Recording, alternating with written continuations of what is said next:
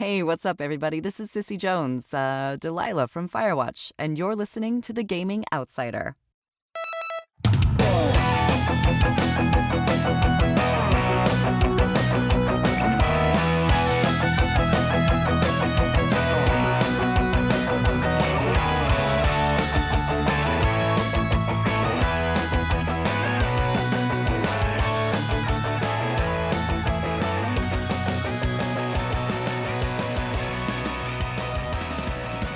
Greetings, programs, and welcome to episode 266 of The Gaming Outsider, a video game podcast with a focus on our incredible community. It's Monday, October 14th.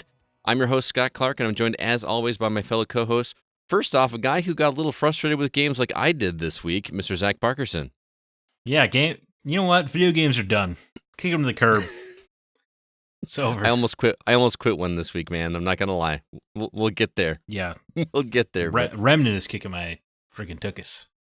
That's what you told me over text, and it just there are some moments where, like, I've got a stack of other games that I want to be playing. Like, I still haven't touched Control, and I've got another review copy of a game that I haven't even touched yet, and there's just no time to play these games. And then you play a game, and it just feels like it's dragging you. Anyway, we'll get to that. Clock's ticking, Scott. You got to get to Control. I know, man. What's my next break? Thanksgiving break? Is that what I'm looking at? If that's a lie, you're going to tell yourself. I have to finish that game. What is it? 20 hours? Like 15 at the most. Okay, I can do that. Well, I put that into my game this week, so if I can do that in 1 week, I can do Control in 3-4 months. But you're gonna done by 2022. That is my definite goal by the end of the year, before we have our game of year discussion. So. Anyway, also joining us, Chris could not join us this week because he actually worked this week. But we've got one of our other core members joining us, so it gives me great pleasure to welcome to the show our new producer, longtime artist and reviewer for The Gaming Outsider, Mr. Nate Lucas. Nate, what's going on, man? Not a whole lot. What's up, buddies? Dude, we haven't had you on in a long time, I feel like. What was the episode you were on? Was that about a year ago? Yeah, that's about right. I was on for Bomb Chicken. Bomb Chicken. That was a long... Good old Bomb Chicken. Who could forget? You love that game, though. That's what I love about Nate, is he finds these games that I've never heard of before and just absolutely loves them. Like, I had never even heard of Bomb Chicken. I like playing the weird. I like playing the weird stuff. You do, and the stuff you played this week wasn't too weird. I didn't think, but we will get to that for sure. You played. I didn't get to play it. I played a little bit, but one of the games that you showed me is pretty cool, and I can't wait for you to talk to Zach about that one for sure. So, how's your week been, guys? I know we're pretty early yet, but it's fine. I don't know. Yeah, mine's been okay. I've been working a couple days, but right now getting ready for the thing that we're doing this weekend for the volunteers. So that'll be pretty fun. Oh yes, we are doing a little party at my house for the volunteers at R2V2. And I got a copy of Jackbox 6 that we're going to be playing that. I think we're also going to play some Killer Queen Black, which I'm going to talk about. I really want to get 4-on-4 with that game. And I think we have to have 2 Switches to make that happen. But we are going to try to make that happen because we tried it with 4, and it's fun. It's really fun. But I want to get that with a full group of just 4-on-4 because that just sounds like madness. On one TV. It looks crazy. It does look crazy. So great game.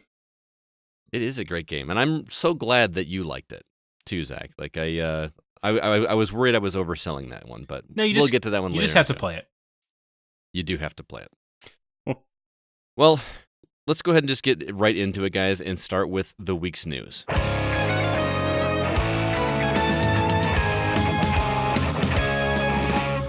First off, we had some information confirmed about the PS5 this week, which I thought was pretty interesting. Number one, it will be called the PlayStation 5, and it will release holiday 2020. I don't really think there was any surprise on that, but it is official at this point. Nate, you're kind of the aficionado when it comes to specs and hardware and all this kind of stuff. Can you give us the rundown of what, because I read this, and I just see a lot of words that don't make any sense to me. Can you give me in layman's terms what the PS5 will have? Sure. So the CPU is going to be an AMD chip-based Ryzen. It's going to be an 8-core processor. What that means is it's going to be on the current model of 7-nanometer chips. When they do generations, they have a different size. So the last generation was 10. This next series is going to be 7, then they'll go to 5, and then the 3. This is just the size of chip. It's going to be on the Zen 2 platform for anybody that's privy to that. It's the successor to the Zen Plus. So Okay. that's going to be the actual processor. The GPU and ray tracing, the PS5 is going to be an AMD Navi GPU that supports tracing hardware. So what that means is it's going to render images and lighting in a way where it reacts to the environment and to the object itself. The audio itself is going to be 3D audio. Mike Cerny believes that it'll be dramatically different from the PS4 audio. So for those of you that don't know who Mark Cerny is, he was the lead PS4 architect. Now, I don't know if this is going to be something that you need a headset for, because currently, like the 3D audio that's out there, you definitely need a headset for. So I don't know if this is going to be something that they can implement just through HDMI, or a lot of the consoles offer like an optical out. So I don't know what you'll have to have as far as hardware to capitalize on this specific audio experience. As far as storage goes, as with the new Xbox, PS5 will have a solid state drive. That means it's going to be a faster load time. Essentially, you don't have a platter drive loading up. It's typically slow for the platter drives. It's going to be pretty fast. Sony says the version uses a new PCI Express 4.0 connection. 0.8 second loading time, which is crazy compared to the 15 seconds when tested on Marvel's Spider-Man, which, Zach, I know you're a big fan of.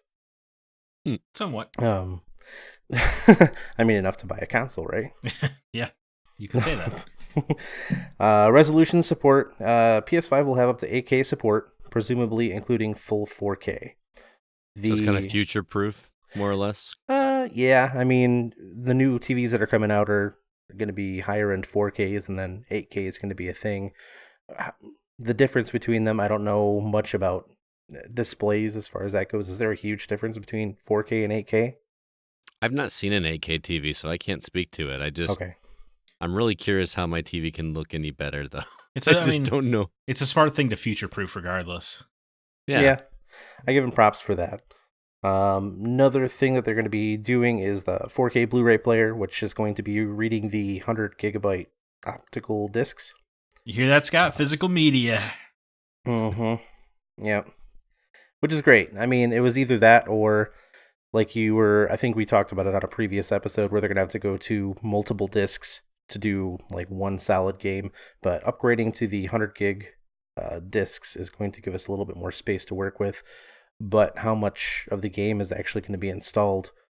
That's another thing I'd like to know a little bit more about. They didn't really specify any more details. Controls, you're going to have haptic feedback on the controller to replace the rumble feature. Now, supposedly this is going to be more responsive than the HD rumble, unlike the Switch. I know, Scott, you've had experience with that, and Zack. Yeah, the HD rumble is where like you can kind of tilt the controller and it feels like there's a certain number of marbles inside or something like that. Yeah, apparently this is going to be a little bit more tactile and going to be a little bit more responsive and have more of a direct feel over like something like the Switch offers with the Joy-Cons. They're also doing the resistant triggers on PS5, right? So you can kind of, each trigger pull will feel different if you're doing a shotgun versus a pistol or a bow and arrow. Combined with the haptic feedback, that's probably going to feel pretty sweet. Racing games, I'm sure, too. I mean, yeah. Gran Turismo should be fantastic. Imagine driving over gravel like on that kind of controller. That'd be really cool. Maybe they can actually finally compete with, a Forza title. I mean, they've kind of been out of the racing game for a while. Whatever happened to ye old Gran Turismo? I don't know. They kind of lost steam after, Apex 3 on PS2. Well, sure. I don't know. Gran Turismo 5, it came out as a very basic demo, but the game I didn't think added a whole heck of a lot, and Forza definitely looked better, so. Yeah. Well, and I feel like Gran Turismo was definitely the pure sim game. I mean, I guess Forza was as well, but they had the Horizon series that had a little bit of arcade feel to it. I don't know. I always liked the Horizon series better, but I'm not a big gear head guy, so. The motorsport, they got the Forza games kind of remove that pomp and circumstance to everything. Like putting the guiding arrows and stuff on there. Yeah. Yeah. Which is nice. Do you remember how good Gran Turismo 2 looked on the original PlayStation when we were younger? Oh, it was great. It was just like, the games are never going to look better than this. Right. I can't even imagine how many times I said that in my life when I was a kid. Yeah. Like, this is as good as it's going to get. Looks like real people, Final Fantasy X. I don't know if I ever went there, but I mean, it's just amazing what they're doing, and it's going to be pretty interesting to see what they do with the new hardware. But we do have games like Death Stranding, Last of Us Part 2, and Ghost of Tsushima will be on the PS4 instead of the PS5, which I was really hyped for. Ghost of Tsushima, it looked fantastic. It looked beautiful. But, I mean, do we need the new hardware to really push that? Is it going to be, like, released later on? Like, what can they do with the current consoles that, you know, we really need to see what these new consoles will do compared to the current generation? I have a feeling at least 2 of those will also be on the PS5. Well, by being on the PS4, they're on the PS5, right? If it's backwards compatible, yeah. It is backwards compatible. They confirmed that before. But what remains to be seen is these games like Death Stranding, where I'm sure they'll do like a PS5 version. If you have the PS4 disc, do they auto upgrade you, or you have to pay like a differential to get the improved version of the game instead of the backwards compatible version? I feel like Sony's been pretty good about that in the past, because I remember when the original Last of Us, I had that on PS4, and then I had it on PS3, and when I got my PS4, they gave me the PS4 version. I can't remember what they called it. The new, I think it was just remastered, remastered version, whatever. I got that for free. I didn't have to pay for it. So right, but you did for Assassin's Creed 4. I did, but that was also Xbox. That wasn't Sony. I bought that for you had to do it on Xbox 3. You had to do it on PlayStation 2. PlayStation as well. Well, but I had to purchase them separately on Xbox, is my point. I bought it on, or I either bought it or rented it. I can't remember which way I did it. You couldn't put in the 360 disc and pay $10 to get the Xbox One version? Correct. Okay. Or if that existed, I was not aware of it. Right. Because if I did, I feel hosed. Well, it's some years ago now. I hope you can forgive yourself. Yeah. $50 down the drain. The 3D audio intrigues me because of that demo you saw at E3, Scott, for those speakers. Oh, man. I cannot remember the name brand of those speakers, but that was freaking incredible. Did you sit at that computer? I don't remember. No, I didn't experience it, but everything you described sounded cool, where it was like those 5 speakers they set up in front of you or whatever, and it was actually 10. There were 10 speakers underneath the monitor. Holy cow. And that's it. I mean, they were small speakers, like the size of a quarter or a $50, just lined up underneath the monitor, and that's it. I had no headphones on, and dude, I'm telling you, it sounded like stuff was behind me. Like I actually tested it. I don't play Fortnite, but that was the game they gave me, and I got a grenade or something that exploded, and I threw it, and then turned around and walked away from it, and it sounded like it was exploding behind me, and I even turned while it exploded, and it sounded like it was going around me. It was incredible. Immersive. So, cool. So they could pull that off for PS5. That'd be cool. Something like that. Especially because you don't have to have it behind you. You just have it. I mean, even though like my console is far away from me, from my TV, I feel like I could still put a speaker system like that in front of me. Like that would just be amazing. Because I've got the 7.1 or whatever in my basement, but they're in the, like, some of them are in the ceiling, and they're very way off into the corner of the room. So it sounds like something's over there, but it just doesn't sound quite as you're there. It just sounds like you're hearing some ambient noise in the background, and it feels distant instead of like you're in it, which is what you want, right? I mean, I play on a TV that I think is basic enough to just have stereo sound. So right. My current situation is, yeah. Wonderful, huh? Yeah. I mean, I've got fancy headphones, but I mean, my actual playing devices are either handheld on the Switch or on a 720p, who knows what TV. I think it's Emerson, yeah. I got no name. I got a sound bar. TV. That's nice. That does it for me. Yeah, I thought about getting one of those. Yeah, it's not shabby. But hey, how they about do this? Pretty well, actually. How about this news dropping in a tweet? Welcome to the future. Oh, you talking about Doom Eternal getting delayed until March of 2020? I meant the PS5 get announced on a tweet that linked to a PlayStation blog, but... Oh yeah. I was jumping the gun there. I didn't realize. I thought you were segueing there for me. No, I mean, it works for that, I guess. I just... I was just, is this the future? No more E3 press conferences. We just kind of tweet out like, hey, pre-order PS5 now. And it wasn't even their blog, was it? Wasn't it like an? They like linked to a Wired Wired. It was a magazine or Wired, something? It was Wired totally- article. Yeah, Yeah. which seems to be their press partner. So, yeah, that's how it goes down now, I guess. So I mean, from getting the information from this article, I mean, is that credible? I mean, are they going to be held to this information now, or? Oh, yeah. I mean, Going that's out. straight from the mouth of Cerny, isn't it? Yeah, it's, Mr. I mean, Cerny. he is directly quoted in here. Yeah. Yeah. Knack to himself, Mark Cerny.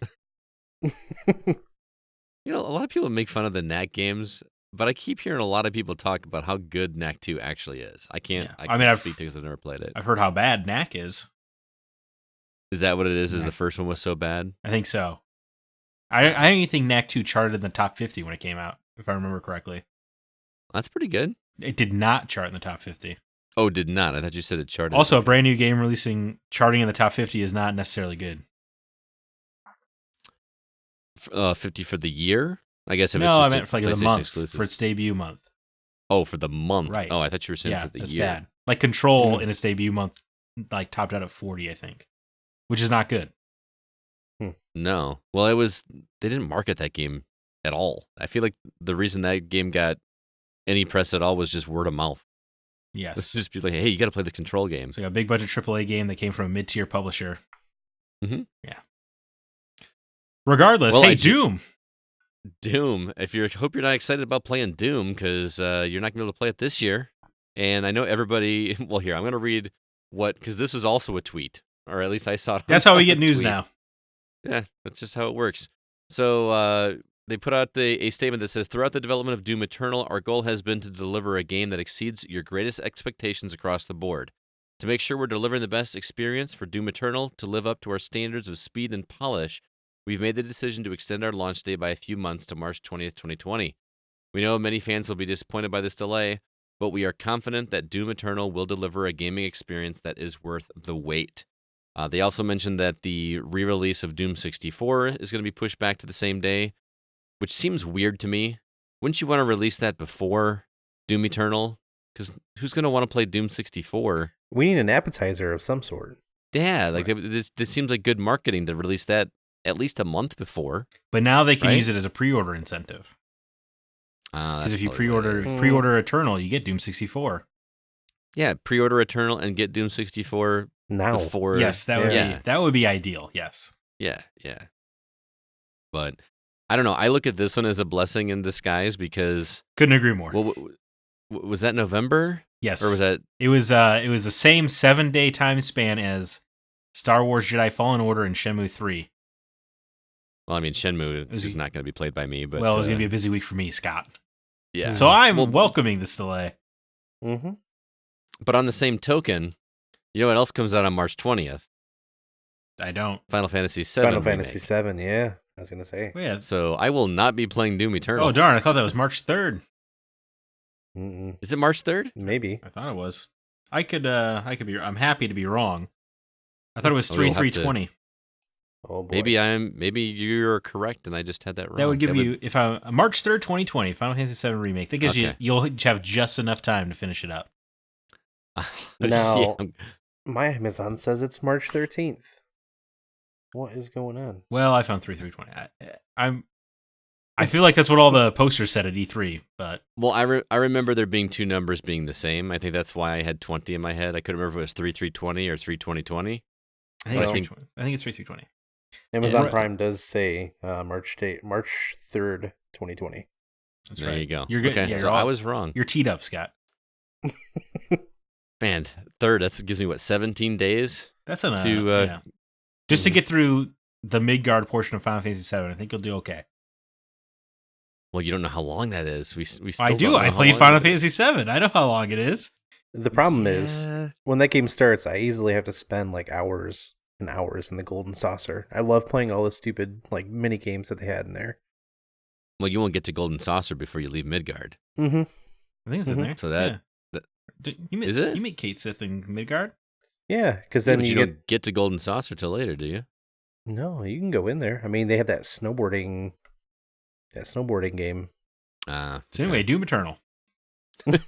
Yeah. Doom. What else did they say? There's an invasion mode. Right. It's a multiplayer mode that they talked about where you can actually go into other people's games as one of the demons. Is not going to be available at launch. So that's got to be. They're gonna. They have not figured that out clearly. Right. That's surprising, knowing that they were originally going to release it this year and they've pushed it back, and now multiplayer is getting pushed back even further than originally slotted. Like, did they originally have the multiplayer mode announced that it would release with the game originally? No, it was originally, that was kind of one of their big tentpole features was this mode. But the fact that they use the word speed in their delay makes me think that they couldn't get I'm going to guess they couldn't get the frame rate locked down with this multiplayer mode.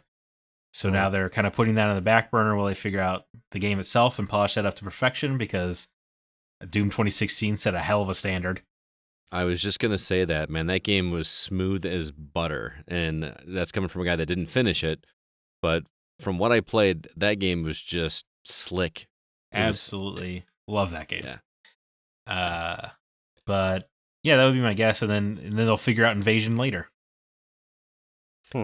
And I'm okay with that. It's not like there's not enough games to play. I don't, if I'm missing a mode, I'm okay. Yeah, my issue is I don't think that mode doesn't excite me enough that I'm going to come back 4 months later to replay Doom Eternal's Invasion mode. No. Well, let me ask you this. I know you're not a big Modern Warfare guy, but would you come back to a game a year after release to get a new piece of content that was exclusive to the other console? No, not unless it had Spider-Man in it, I guess. That whole thing just doesn't make any sense to me. That's a friggin' disaster. 1 year exclusivity. I mean, I understand it's just one mode, but right. Well, they did it with like Destiny content, a year exclusivity, but it would be like guns or whatever, not a whole game mode. Yeah. What's the point? I mean, do you think after a year you'd really be interested anymore, or you'd want to just jump into the new Call of Duty? Right. Yeah, there'll be a new Call of Duty. $. Mm-hmm. That's all it is they paid a pretty penny for it because they wanted to sell more on PlayStation 4. Or was it? Yeah. Sony's turning scummy. I'm not going to go that far, but okay. Xbox they like money. Xbox is doing all the right things. PlayStation is starting to sound a lot like the early PS3 days PlayStation. Oh man, when they're going to charge what, $700-800 for a PS3? $599. We're so confident in this machine, we know people will get a second job to afford one. Can't believe they said those words out loud, and I can't believe that made it to the script. Well, to be fair, Microsoft did also say we have an offline console. It's right. called the Xbox 360. Right, but that was the next cycle, and now we're back to Sony being the jerks because they're like, we don't really need to court indie game developers anymore, but they need us more than we need them. Like it's all coming back. Yikes. It's cyclical, and meanwhile Nintendo is just doing their thing. It's unbelievably cyclical. Well, the Nintendo cycle is being irrelevant and then relevant and then irrelevant and then relevant. Yeah, it's kind of funny. That's their cycle. Well, that sounds like absolute hell. Ah! So, on that topic, what the hell is happening with Fortnite? Look at this guy. Has he been doing this for years? No. No. So, none of us really play Fortnite, I feel like. I feel like I've dabbled a little bit, but don't really get into it. They did some really interesting stuff this weekend. I don't know if you guys noticed this, but apparently Fortnite just went down. Like the entire game was just gone, and if you went into the world, all you saw was this giant black hole in the distance. You couldn't play the game. You couldn't buy any skins. You couldn't buy loot boxes. You couldn't do anything. It was just a black hole. I thought Twitter was going to explode, man. It was crazy, and the more I hear people talk about it, this was a brilliant marketing strategy for them. I mean, it was a ballsy one because for however long this thing was down, which I don't know the exact amount, but it had to have been at least a day, they were not getting any revenue from Fortnite because nobody could buy anything. But what was crazy is somebody, I think Maurice from our community, posted a screenshot of the YouTube channel for Fortnite that had 614,000 people that were watching the stream of a black hole in Fortnite. It was over 500,000 people watching nothing. That is the power of Fortnite. I know that a lot of people like to make fun of that game and complain about it and the kids and the dancing and all that kind of stuff, but that is powerful when there are 614,000 people watching your game not work. Yeah, it's the marketing, a kind of marketing you can only do when you're the most popular game in the world. Right. Any other game tried that. I think even if Minecraft tried that right now, it wouldn't work. Fortnite is the only one that could get away with it. It's kind of crazy. So the whole thing ended with I don't even know what season number it is. What's new or what's going on? They have a trailer and everything, right? It's not a season, which is cool. It's Fortnite. The game itself is getting rebranded as Fortnite Chapter 2. Oh, what does that mean? It means it's Fortnite Chapter 2 Season 1. So they're restarting the Battle Pass numbering, and it's a whole new Fortnite is what they're advertising as. So it's on a new map, for instance. Okay, new maps sounds good. Did they take away the building mechanic? No. Wouldn't that be? I would play the game if they did. Isn't that a shame? Can't they just make that a mode? Just make right. It if they did, I would be all the marketing stuff they do around this. Like they add Gotham City, or they do this weird black hole thing, or Thanos comes to town, or John Wick was in the game. Like all this stuff sounds so cool. I just don't want to do the building. I mean, at that point, why don't you just play PUBG? I mean, that's pretty much. But they don't have all this fun marketing. I guess. Yeah. There's no John Wick in PUBG. There's no PUBG still kind of janky. Probably. Kind of. I played the mobile a little bit. I hear it's mostly pretty good. But hey, there's a new map. You can swim down Fortnite. There are boats, I guess, now. Like some locations are returning, but it's the whole UI is changing. I don't know. It sounds like it sounds ballsy is what it sounds like. So it sounds like it could be a time to jump in if you've never really got into it before. Now with that building mechanic. Well, I'm just saying, man. I mean, that'll still be there, but stop building a ramp over my head and just shoot me. I don't have any desire to do that. But you know what I mean? Like I got into what's the one with the robots that you really like? Titanfall. I got into Titanfall because I got into that game at launch when nobody else knew how to play the game. So I felt like I was at an even playing field with everybody. And I just went straight for that, whatever they call platinum in that game. And I was competitive. You know what I mean? If I were to jump into Fortnite Chapter 1 right now, I wouldn't stand a chance because I don't know how to play the game. I haven't been playing it for the past, 6-7 years that game's been out. So I don't stand a chance. I wonder if this Chapter 2 kind of opens that up for people that haven't been playing it for as long as everybody else has. Or is it just a map? I'm a doubt. It almost sounds like it's a sequel to itself. Yeah, a little bit. Okay.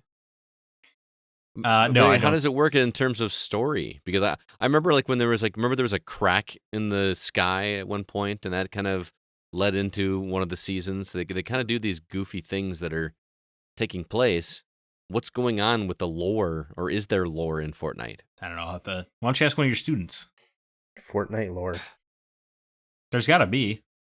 I mean, what's with the purple llamas? I'm sure kids excitedly discuss the cracks in the sky and the black holes. I'm sure that's a big deal. I believe that is called the loot llama. The loot llama, yeah. The loot llama. But they just talk about it because it's exciting because everybody's talking about it. Right, but they're that's not really.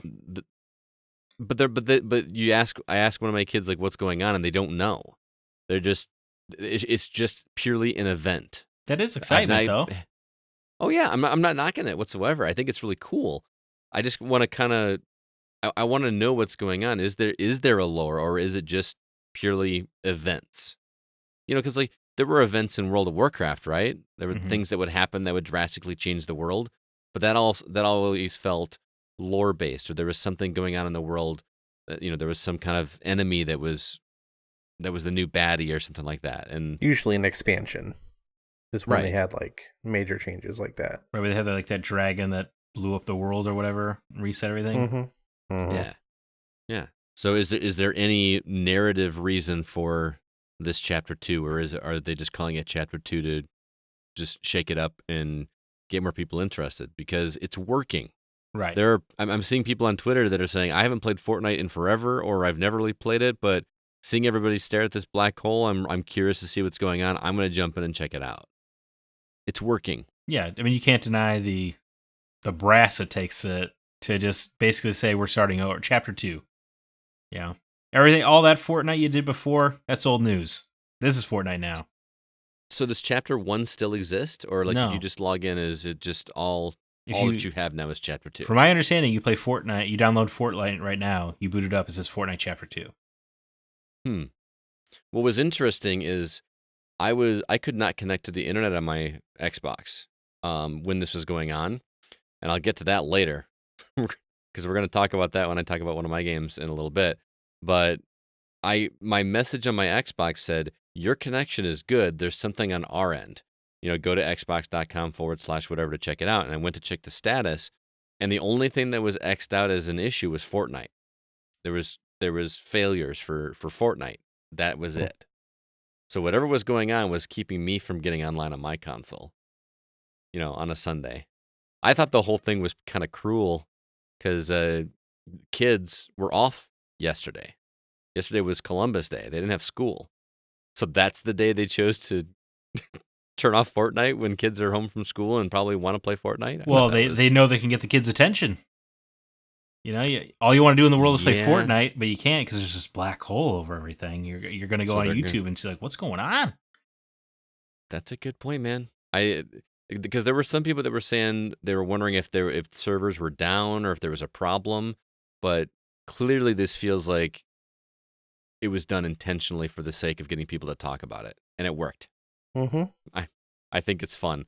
Even though I'm not in the game, I'm not a part of it, I love that stuff like that exists, even for games that I'm not interested in.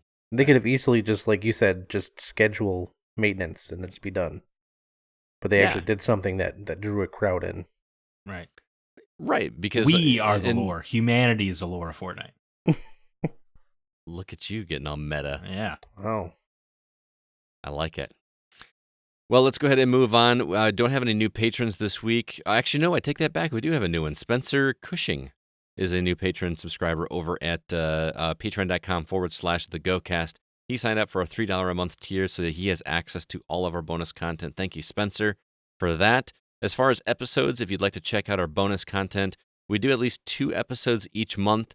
Right now, there is a Retro Outsider episode where we talked about some educational games. I actually sat down at Nate's house with Chris Behrensmeyer, and we played a bunch of games. I think I had a blast playing Donkey Kong Jr. Math, which shocked me at how much fun that game was. Also, there is a Behind the Podcast episode where CB sat down with Nate and Bob, and those guys just kind of talked about whatever for about 45 minutes, and that was a really fun episode to listen to, so you won't want to miss that. And as far as upcoming, we've got a member of the community that's going to be coming and joining Bob and CB to talk about the original Final Fantasy on NES. And he's actually working on a project tied to that original game, and he's real excited to talk about that. So stay tuned for that. And then this week, Nate and CB and I believe Chad are going to get together and play some Halloween games on games that aren't for us. CB apparently has some really crappy Halloween-themed games for those guys to play, and they'll be chatting about that before the end of the month. And yes, we got another request, Zach, on Twitter for a Glee episode. Perfect. So I'm gonna put this in your hands, and I want you to put together a format for the first season of Glee and some discussion points, because I don't even know where to begin to do an episode on an entire season of Glee. But I think there's like 4 people that have asked for it, and they're all Patreon subscribers, so we feel like we kind of have to do it. Yeah, we got to get on it. Hey, we put out the call, and they answered. Yeah, let's do it. But if you'd like to check out any of those episodes, or if you would like to donate to the cause and help the Gaming Outsider, try to say this every week, but we have not, since starting Patreon, taken a single dime of Patreon money for ourselves. We either use it to pay for expenses for the show, or we purchase a game to review and or to give to the community as a monthly giveaway. In fact, there is a link on thegamingoutsider.com right now for our monthly giveaway. We're giving away your choice of either, and I can never get these two I get these two mixed up. Is it The Outer Worlds? Yes. Is that the name of it? Yes. Okay. The Outer Worlds, or Killer Queen Black, or Luigi's Mansion 3, which is on Switch. You'll have your choice of those, either physical or digital. So check out thegamingoutsider.com for more details on that. Let's go ahead and jump now into our From the Outside In topic.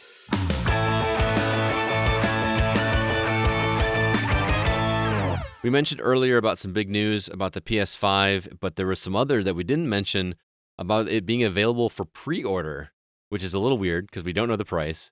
We don't even know if that image that looks like a flying V is real or not. But it got us thinking about whether or not we pre-order hardware or software. There seems to be a lot of pros and cons when it comes to this practice, so we thought we'd discuss it just a little bit. So let's start with the hardware first off. Do you guys personally pre-order consoles before they've had a chance to be proven in the wild? I don't pre-order consoles, and I feel like they're not, in my experience, they're not really that hard to get. It's usually blown up. I didn't try to get a Wii right away. But otherwise, like a PS4 was not an issue for me to get right away. The Switch was not an issue for me to get right away. Like, You had no problems getting a Wii? Or you said you didn't try I to get did it? not try to get a Wii, no. Dude, I was first in line to pre-order a Wii. I got there about 5 o'clock in the morning and sat on the floor for like 3 or 4 hours to pre-order. Not even to get the console, just to be able to pre-order it. I mean, That's how much of a nerd I I can am. understand pre-ordering consoles though, because you can kind of pay as you go and you get that peace of mind. Mm-hmm. But I don't feel the need personally. Okay. But hey, I just wanted to real quick. I'd read Spencer Cushing's comment here. He says, "I wait for bugs and hardware issues to be fixed before getting a brand new console. I learned my lesson by buying the first Xbox One. I had to replace it within the year. That is the risk you take by being an early adopter." I mean, that goes for any hardware. Of I mean, that course, goes for phones. That goes for cars. I mean, if you anything. want it right away, you got to know there's a potential cost. Now, Yeah. my PS4 lasted until I needed a Pro.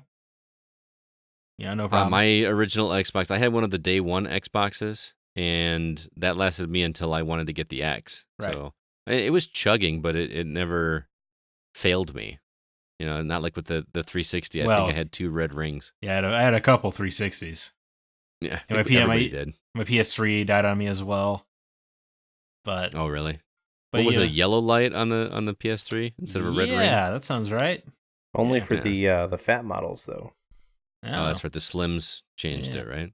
Correct. But for me, the rule of thumb about pre-ordering is for most stuff, you don't really need to because it'll be around. And so all you're really doing is just kind of giving a company more power. Yeah, I feel like that wasn't always the case, though. Like back in the day, like I remember pre-ordering Ocarina of Time because I legit did not know if my store was going to have enough copies for me. So it was a way for me to guarantee that there was going to be a copy for me on day one. Like you said, that's not nearly as much an issue anymore. Exactly, because they probably have all this data from years of pre-ordering. They know they can estimate how many people are gonna, buy a game. But for me, especially, just I understand why you would pre-order hardware. And if it's like a collector's edition, limited edition kind of hardware, you got that Zelda themed Switch or that Spider-Man PS4 Pro, that makes sense. Well, I think there's also a difference though between Microsoft, Sony, and Nintendo, because Nintendo loves to make a limited quantity of popular stuff. Remember the NES Classic and the SNES Classic? I was just about to say. Well, I remember the NES Classic. I remember the SNES Classic being discounted. But they were still rare. I mean, there were still people selling them on eBay for $300. I think those people were fools because Best Buy was trying to give them. They were on discount. Yeah. I mean, they're not nearly as easy to come by as a PlayStation Classic. Well, yeah, no, because I'm pretty sure they give you a PS1 Classic, you buy a Happy Meal now. So I got one when it was $20. Even then, I bet you feel like you wasted your money. A little bit. A little bit. I kind of would have liked to have paid 10. I'm not gonna lie. But Nate, what about you? Do you pre-order hardware? So, as it's been said already, I don't usually pre-order any consoles unless it's a special edition. Like I pre-ordered the Wii U special edition when Zelda came out. and I wanted an NES Classic, missed the boat on that SNES Classic, was able to get one of those. But unless it's like a special edition, I usually hold off just to kind of see how the hardware is performing and kind of seeing what issues pop up with other players that adopted it at an earlier time.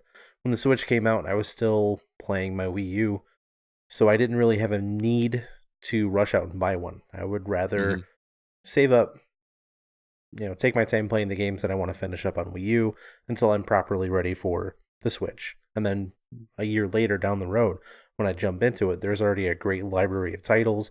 I already know what kind of issues there were to kind of jump into it properly. I think there's plenty of games out there to wait for the next generation, and I don't know why people insist on buying it first right out the gate and then pre-ordering, because one, it's usually readily available at any store. Now, like you guys were talking about the Wii, that was an extreme example of something that was hard to get, but that was available. And it was also just insanely popular. And that's part of it too. I mean, everybody knows that, PS5 is going to come out. They're probably going to be available past the pre-orders. There's probably not going to be the lines of people that are turned away because there's none available. They were going to guarantee that there are shelves with PS5s ready for people. And I don't know why you wrap up that much, money right off the bat. Well, and the Wii was kind of a special animal too, because that console appealed to a bunch of people outside of the core gamers. Right. I mean, there were grandmas and aunts and uncles that were playing Wii bowling and Wii tennis because it was a different way to play games. As much as excited as I am for the PS5 and the Scarlet or whatever it's going to be called, it's not really breaking the mold in terms of how we play games. And the Wii we're did still that. going to have a controller. The Wii did that, and that was kind of a phenomenon for that reason. So, and that's why I pre-ordered it. And it's funny because now a Wii, you can find one at a garage sale for $20 and still feel like you paid too much money for those things. But when I think about how much money they were only $200 at launch too. If you think about that, isn't that kind of crazy? For the Wii? Weren't they $200 or $250? I thought it was $299. $250. Was it $299? I think it was $250. $250. Yeah, $250. I mean, it's still cheaper than the current stuff. Yes. Yeah. I mean, I always buy these consoles right away, and then I just play the stuff that I could have played on PS3 anyway. But why? There aren't enough games out yet for it. No, I know. I feel like I was just saying, no, there's no question. I'm a sucker. I remember when I bought a PS4, the two games I got with it were Thief and Tomb Raider Definitive Edition. So I just got games that were available on PS3 anyway. Wow. It's like, man, this media player is fantastic. I'm going to be rocking this for the next month until more games come out. Yeah. Hey, prettier Lara Croft. Michael Bonovich made a comment that said, "Can't remember the last time I pre-ordered something." Goes back to playing 3-year-old games. I mean, Michael has said several times in our Facebook group that he's constantly playing catch up. He just doesn't have to play the newest, latest, best. He's just getting caught up on whatever he was enjoying from either the past months or the past years. And we live in a golden time right now in terms of there's so many things to play. I mean, we're reviewing between 3 and 8 games a week on this show. Mm-hmm. And we've barely scratched the surface of all the games that are coming out. It's just not possible to keep up. There's something out there for everybody. And you're never going to be wanting for a game. There's always something to try out. Oh, yeah. And then to kind of tie into my thoughts on it too, Aged Bat Dad on Discord was saying, I'm also going to hold off. I want him to work out all the bugs and hardware before I buy it. I'll be getting the new Xbox, but probably not until it's been out for at least a full year. See, and I'm the weirdo that has to have these things on day one. And right, yeah. Me too. I understand it. Oh, so you do kind of feel that way? You just don't. I mean, you just don't buy. You just don't pre-order. No, I mean, like I don't pre-order them. I'll still buy them as soon as I possibly can. Like the Switch, I still got, the March it came out or whatever. I just didn't pre-order it because you don't need to. You just go into Best Buy and you buy one. But you still, I guess, got to play that Breath of the Wild though. Oh, yeah, dude. When I walked in, because I had pre-ordered mine, when I walked in and they had that collector's edition and the big black statue box of Breath of the Wild, and I was there close enough to the front of the line that nobody else ahead of me wanted it, and they're like, "Do you want it?" And I'm like, "Yes, I do. I will take that as well, please." That was a really cool moment, and I wouldn't have gotten it if I hadn't pre-ordered. Just saying. Well, there you go. If you think about it, but to kind of put something in the pros column for pre-ordering, because I know I'm going to lose this argument regardless because it's two on one.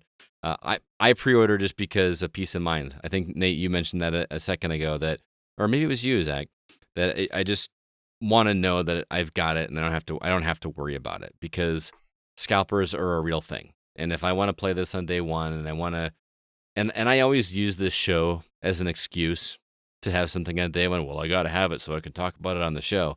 No, I have to have it because I want it. I mean, if I'm going to be completely honest. But Amber Lily made a comment on here that I thought was pretty interesting. She said, I pre-order. It gives me the ability to pay bits at a time and sometimes get extra items. I also don't have to sweat about not being able to find them. I'll order both systems when they become available. I'll have over a year to pay them off. Easy.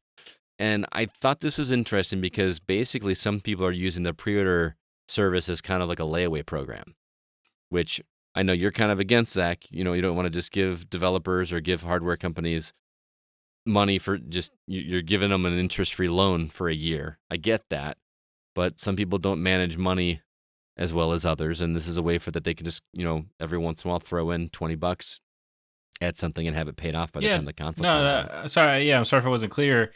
No, I don't pre-order because all you're doing is you're giving a megalithic corporation more data to sell stuff.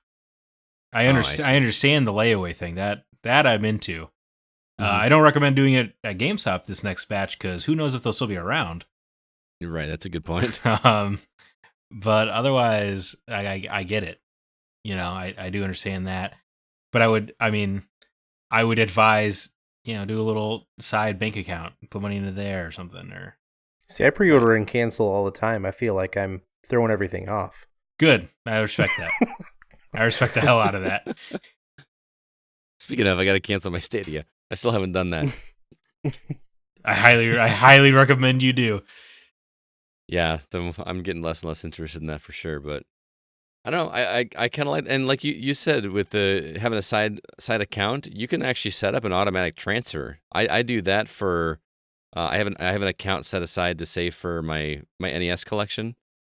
I take $25 every paycheck, and it just automatically, whenever my direct deposit hits, $25 of that goes into a side account that I have to spend on when I pick up, stuff for my collection. Do that for consoles. Right. Do it now. You know what I mean? And then you're golden. So, but like I said, I do pre-order. I can't not, because number one, if you're pre-ordering like on Amazon, you don't have to pay anything right now. Mm-hmm. It's not going to hurt me anything to do it. Or GameStop. And in my mind, or GameStop. I usually don't pre-order at GameStop just because it's so convenient to pre-order on Amazon. It's right on my phone. I can just click a couple things and have it pre-ordered. It's so convenient, and it just gets shipped right to my house. I don't have to go pick it up. I don't have to pay for shipping. I love that, and it's nice. But the bigger problem I have is I just want to be. I want so badly to be part of it at the beginning. I like being there. I like being an early adopter. I like testing stuff out. I know I'm not testing it before it's launched or anything, but I like being there for day one. It makes me feel happy. Yeah, I know it's weird. I like it. Every day I didn't have a PS4, I was like that's another day where I don't have the experience of having played a PS4. Launch. Or every day the Switch is out there is like there's other people playing the Switch, and I have no idea what it's like. That sucks. Yeah. So I get it. I was that guy. I was that teacher that pre-ordered his PS4 and had it delivered to school because I didn't want it sitting on my front porch. So I opened up the box in front of my students, and they're, I was a cool teacher for a minute. Yeah, that is pretty. I had a cool job because I bought it off of Best Buy. I was like, hey, I don't know what day this is going to get delivered, but when it is, I'm leaving work the second it says delivered. And sure enough, it was like midday. It was like a right after the lunch rush. I was like, I'm out of here, guys. And they're like, okay, I understand. And there's something to be said about that unboxing too. I know that I've in the past made fun of people for like videos of unboxing. it is fun opening that box for the first time. It feels good, man. The smell. Yeah, The The smell. smell. the smell and unwrapping those little those bread twisty tie things on Yeah. the cords. And Well, and you don't know exactly.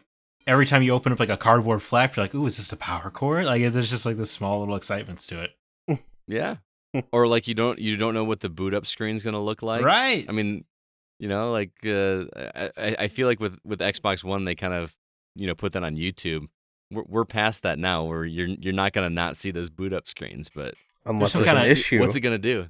Unless there's an issue and it doesn't boot up at all, and then you're just Well, you Oh, don't have to no. scare. You don't have to scare me, Nate. I you mean, just got a geez. brand new one, and now they're sold out.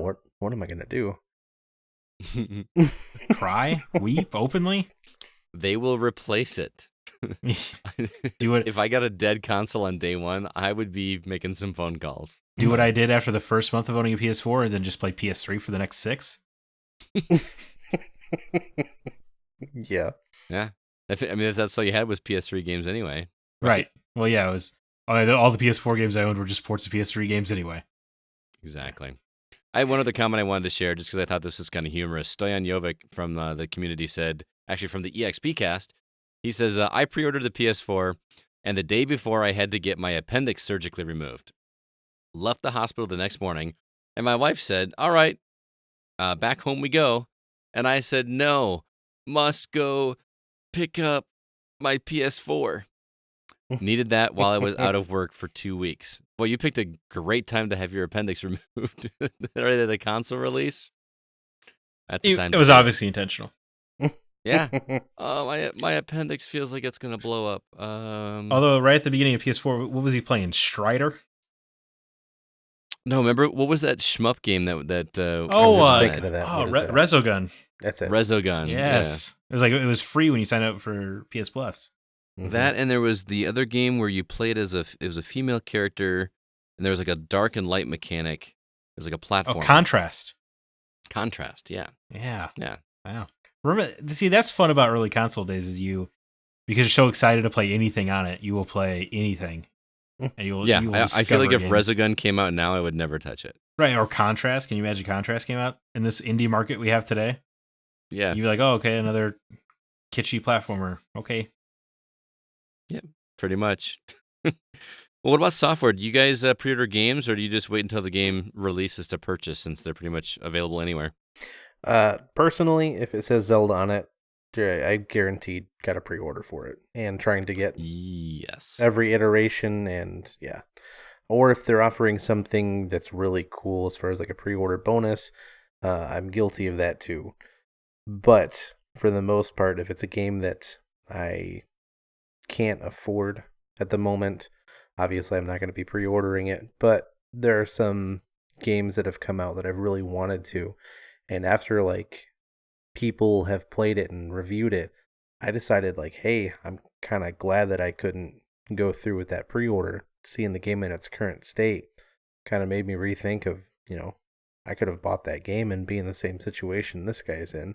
So it's kind of nice to kind of read the reviews on a game before it comes out to know if it's a viable purchase, especially at $60 a pop. Right. Hey, Nate, would you like to see my steel bookcase for Link's Awakening? I could go grab it really quick. Yeah, boy. I will see it soon.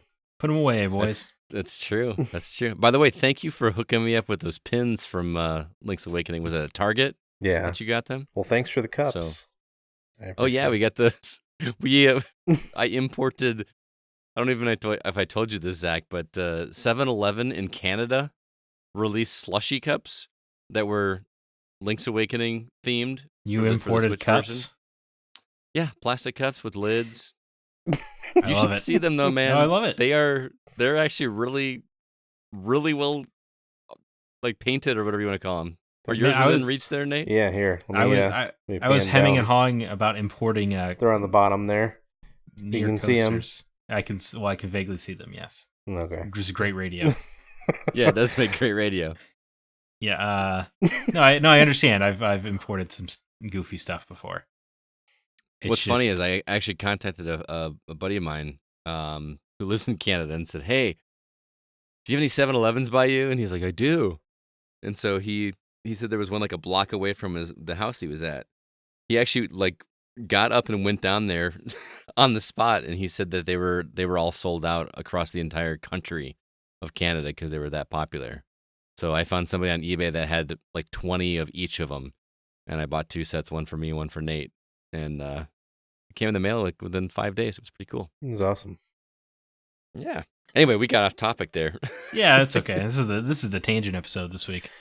But to kind of get back into it, David Newman on Discord, David Newman on Discord, says he used to pre-order often, but after realizing how little time he has for games, just doesn't see the point to pre-order because he won't play them for months.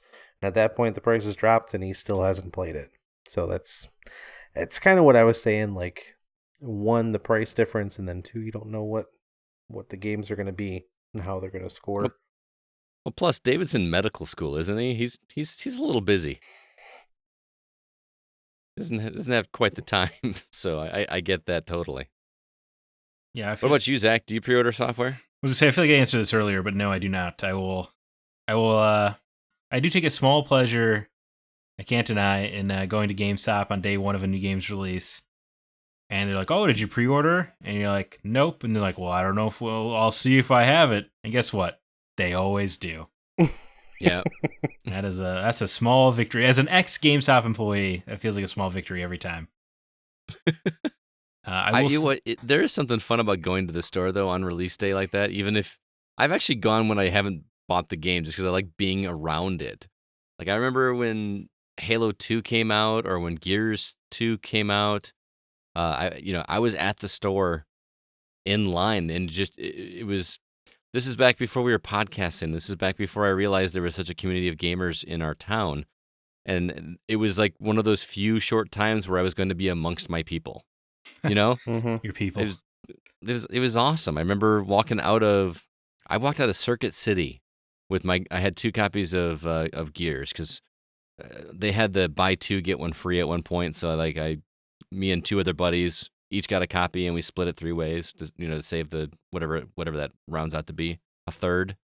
And I walked out of there, and there's like a whole line of guys that were picking up Gears 2 at the same time I was. And I walked out and I said, "Happy hunting, boys." And they all just kind of smiled and nodded. I don't know. It's just, I love that. It's a camaraderie. Yeah. Midnight launches are fun. Yes. But if I do those, I think the last one I did was Red Dead Redemption 2. Boy, did I make a mistake there. And but even those, I just go in the night before or that same day and just kind of pre-order it.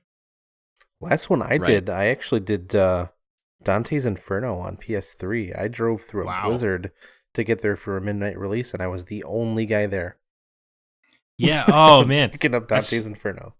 Oh, dude. Oh, that's so funny. I can't remember what game it was. There was some game I went to the midnight launch for, and I was one of 2 people there. Yeah. So recently, it was really funny. But I remember the guy, the manager was like really annoyed that he couldn't just sell it to me because like the computer system wouldn't unlock the game sale until 12:01, and he was so annoyed. He's like, I got nothing for you guys to do. I do remember I went to the Red Dead Redemption midnight launch, and I was the only guy there. I bought the Alan Wake Collector's Edition because it came out the same day. Super Mario Galaxy 2 also came out that day too. But I was the only guy there who bought Alan Wake.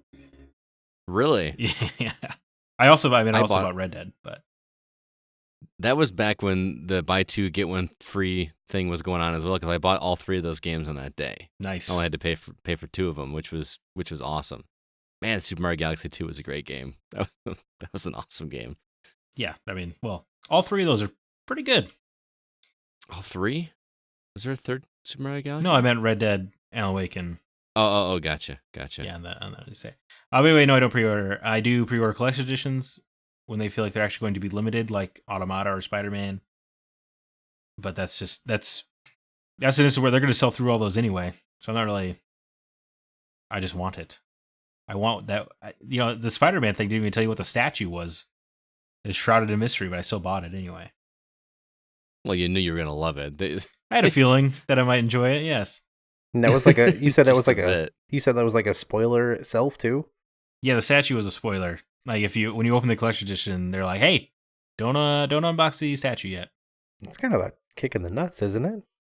A little bit, but it did lead to you beat the game and you open the statue, you're like, no, this is pretty sweet. All right. It was a little bit of extra excitement. You think you liked it better after beating the game? The statue? Yeah. That one specifically. Than if you had opened it? Yeah, that one specifically worked really well after having beaten it. Yeah. It's okay. I opened up a second credit card to get that pre-order. That's a fun fact. Got a second job. Pretty much. I guess Sony was right. But I do have a comment here from La Lamer Waffle. I never end up getting consoles when they launch. I can't think of a single one I got at launch. A, they're too expensive. B, my partner always gets new consoles right away. Not to mention the libraries of new consoles are rarely at their prime at launch. I prefer a robust, full-bodied flavor to my consoles. Mm-hmm. Yeah, I like those. I like that full-bodied flavor. You know what I'm saying? Sounds dirty. Well, I mean, the shape of that new one, you can drink right out of it. I hear robust. I think coffee. Do you think that thing is actually going to look like that? According to the Wired article, the dev kits do look like that. But the dev kits, though. I cannot imagine that is the shipping console. It looks like something Nerf would put out. Yeah, it looks like VTech. You remember those old VTech laptops? Yeah. That's what it looks like. It looks like a child's toy. Somebody made a comment on Facebook that it looks like the ship from Alien. Was it the Nostromo? Yeah, kind of. Like those lines on the side for the fans or whatever. It should, but Sony is known for making some pretty sexy looking hardware. I can't imagine. I don't know that makes it out. I didn't like the design of the PS4. That like parallelogram or really? I really like the PS4 Prism. Pro one where they added like the extra layer. Yeah. Whatever, I liked it. I guess the standard PS3 was not that sexy. The old fat. Yeah. Oh, the fatty where it was like rounded. Right. It was like just fat in the middle and then kind of tapered off on the front and the back. But the Vita and PSP were some pretty slick machines. Yeah. The Vita was ahead of its time. Yeah. I'm trying to think what other consoles looked cool. I mean the 360 looked okay. I was gonna say I like the look of the 360. Yeah. The ring just was iconic. And it kind of like where the PS3 got fat in the middle, that one got kind of skinny in the middle. Yeah. Like the outside tops and bottom were. It was so weird that one of them went concave and the other went convex. Yeah. So strange. If we're talking about cool, I mean, look at the GameCube. I thought that was one of the coolest looking consoles. I mean, it had a freaking handle on it. That was pretty. Oh man, I used to on the Rotten Tomatoes forums. Everyone just made fun of that like crazy. It's like a lunchbox. I thought it was great. It was so cool. Yeah. I mean, I feel like I was probably just because I was a teenage boy when it came out or whatever, but I loved the look of the original Xbox. Oh, where it was like an actual. Well, no, the prototype one was an actual X, just an X. Remember that? The one they shipped had that raised X on the top of it with the logo green at the center. I thought that looked cool as hell. That looked really cool. Mm-hmm. Yeah, I agree. As for me, games, I pre-order games mostly because I want it ready to go and play on day one. I don't want to have to wait for an install. And I feel like this isn't as bad as it used to be, but some games would take hours to install. But even now, because at least with Xbox, it'll say ready to play when you reach like a certain percentage of the install, so you can actually just go right away. But I've been known to pre-order for that reason, but you can't really treat it like a layaway like you can a console, because if you're buying it if I'm buying it digitally, you can't pre-order it and not pay for it and do a payment plan. You know what I mean? It's all or nothing. Right. I guess I was gonna say I guess I'm a bit of a hypocrite because I did pre-order Spider-Man on PS4 digitally, so I could have it installed and on that countdown clock and ready to go right at the minute it was available. Yep. And then I also pre-ordered the collector's edition, so I pre-ordered that one twice. Opened up a credit card for you. There's some hypocrisy there, I guess. I'm sure I guarantee you I will do the same thing for that Avengers game if they do a collector's edition. Well, you don't pre-order nearly as much as Rico Ramirez from our community. He says, as long as I know I'm going to like it ahead of time, I will pre-order. Right now, I have 12 games pre-ordered. Wow. If I have a choice of digital or physical, I will always go with physical since I collect games. Games I'm unsure about, I hold off on. hardware-wise, I only pre-order Nintendo products because I love Nintendo, and there's something to be said there for the branding. You know, if you love the brand, you're gonna pre-order that. So Rico ain't messing around, huh? 12. I know that Patrick Klein, again from EXP, said that he had something like 30 games pre-ordered the last time I talked to him. Yikes! But he also had the mentality of, well, which ones am I gonna keep these?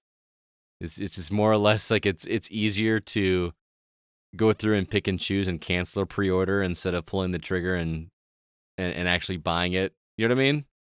Yeah, I guess you just do it off the bat. I guess I don't know. I was gonna say I do. I have one game pre-order that's Jedi Fallen Order because Amazon took like it was like $12 off the top just for pre-ordering it. That was kind of hard to ignore. Right. When I know I am 100% buying that game.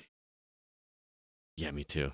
Oh, I can't wait to play that game. I'm so excited. I don't have Doom to interrupt now. Exactly. I've been watching Shameless on Netflix, which has the guy that plays the lead in it does, Jedi Fallen Order.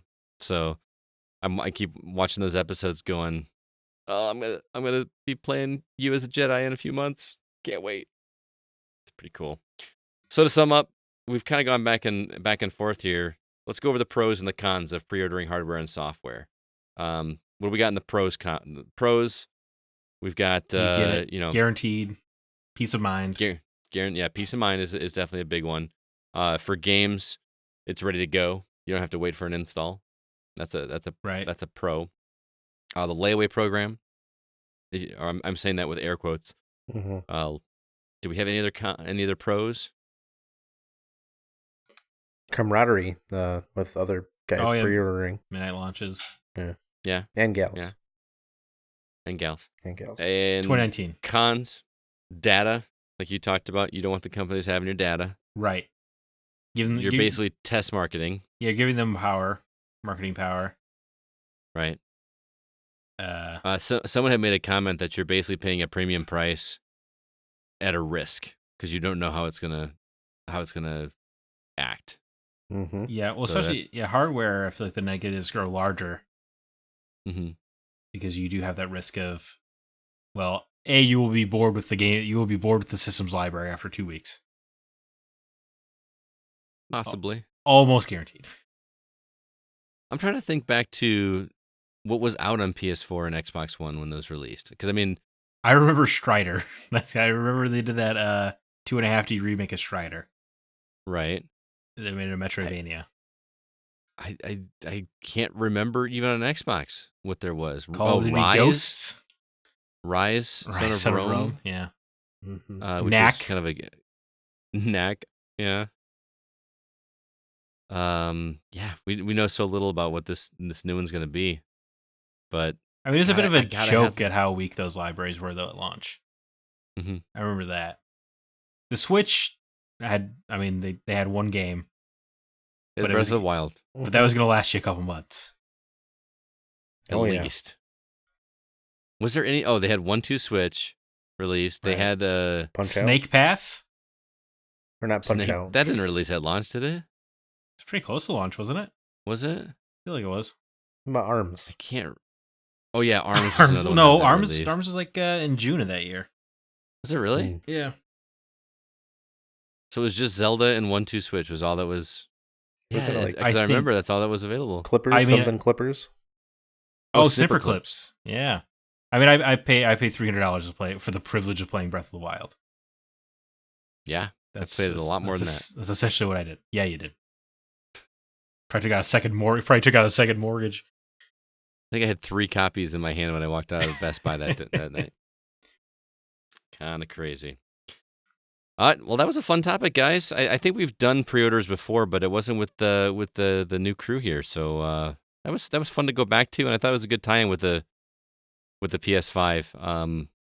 I can't decide if I want the console to look like that dev kit design or if I don't, because it does look ridiculous. But I also feel like anytime a new console comes out, whether either the design or the name, no matter what it is, it's brand new. It seems ridiculous. Remember when they came out with the name the Wii? I mean, that's still a bad name. That's still a bad name. That's still a bad name. But you know exactly what they're talking about. Like it's short, it's succinct. It's the Wii, and you don't think WE or WEE, you think WII. Well, yeah. I mean, it's stuck. Well, the Wii U. I think their problem was the Wii and the Wii U was the Wii U is a bad name. Yeah, and a bad product. That one. No, it was not a bad it product. was not a bad product. I like the All Wii. right. Fine, I will say it's a bad name, and I think the name is the reason the thing only sold 12 million units. Oh, you know what I want to ask you guys? Because I got a lot of crap for this years ago. On the Wii U, did you guys play Super Mario 3D World? Mm-hmm. Which I loved that game. I got in an argument with the guys at one point who said that is not a traditional Mario game. That is like an offshoot, like side game, like a Mario is missing type of thing or whatever. And in my mind, that is right up there with Mario Galaxy or Super Mario 64. Did these guys have a Wii U? At least two of them did. Oh, I was gonna say it sounds like you talk yourself out of caring about the game because you can't have it. To me, but no, that at least one did. That's a Mario. That's a Mario game. I thought it was a solid Mario game. I really dug that game. I thought it was a lot of fun. Yeah, I mean, I've never played it, but I can tell you that's a Mario game. Oh man, it's pretty good. Hey, I pre-ordered that one. Makes you smile. I pre-ordered Did that you? one. Yeah, I've got the cat ears up there. I remember the Wii U was the only console at GameStop when I was working there that we did not sell out of at any point. Well, the naming didn't help. No, I would say 90% of people who came in about the Wii U were like, "Oh, is this just like a tablet add-on for the Wii?" Or right? Yeah. And dude, there were some fun games with that tablet.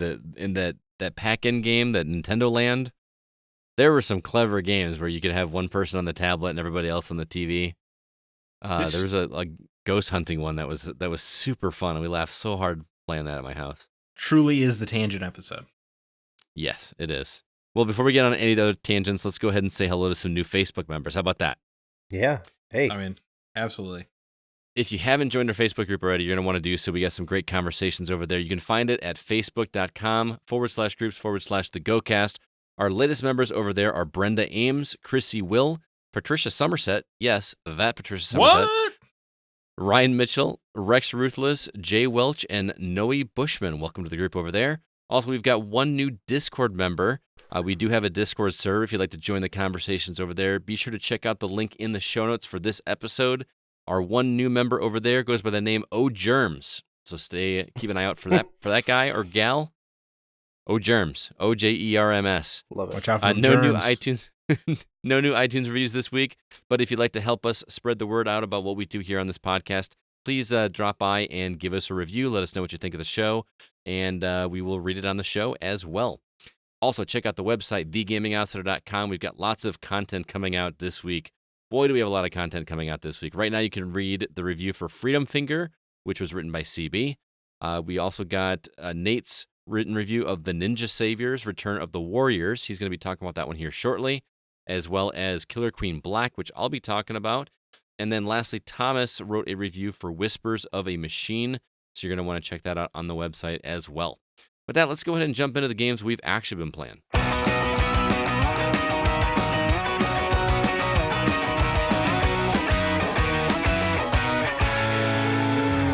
Well, you'll notice a theme to the new releases this week, Scott.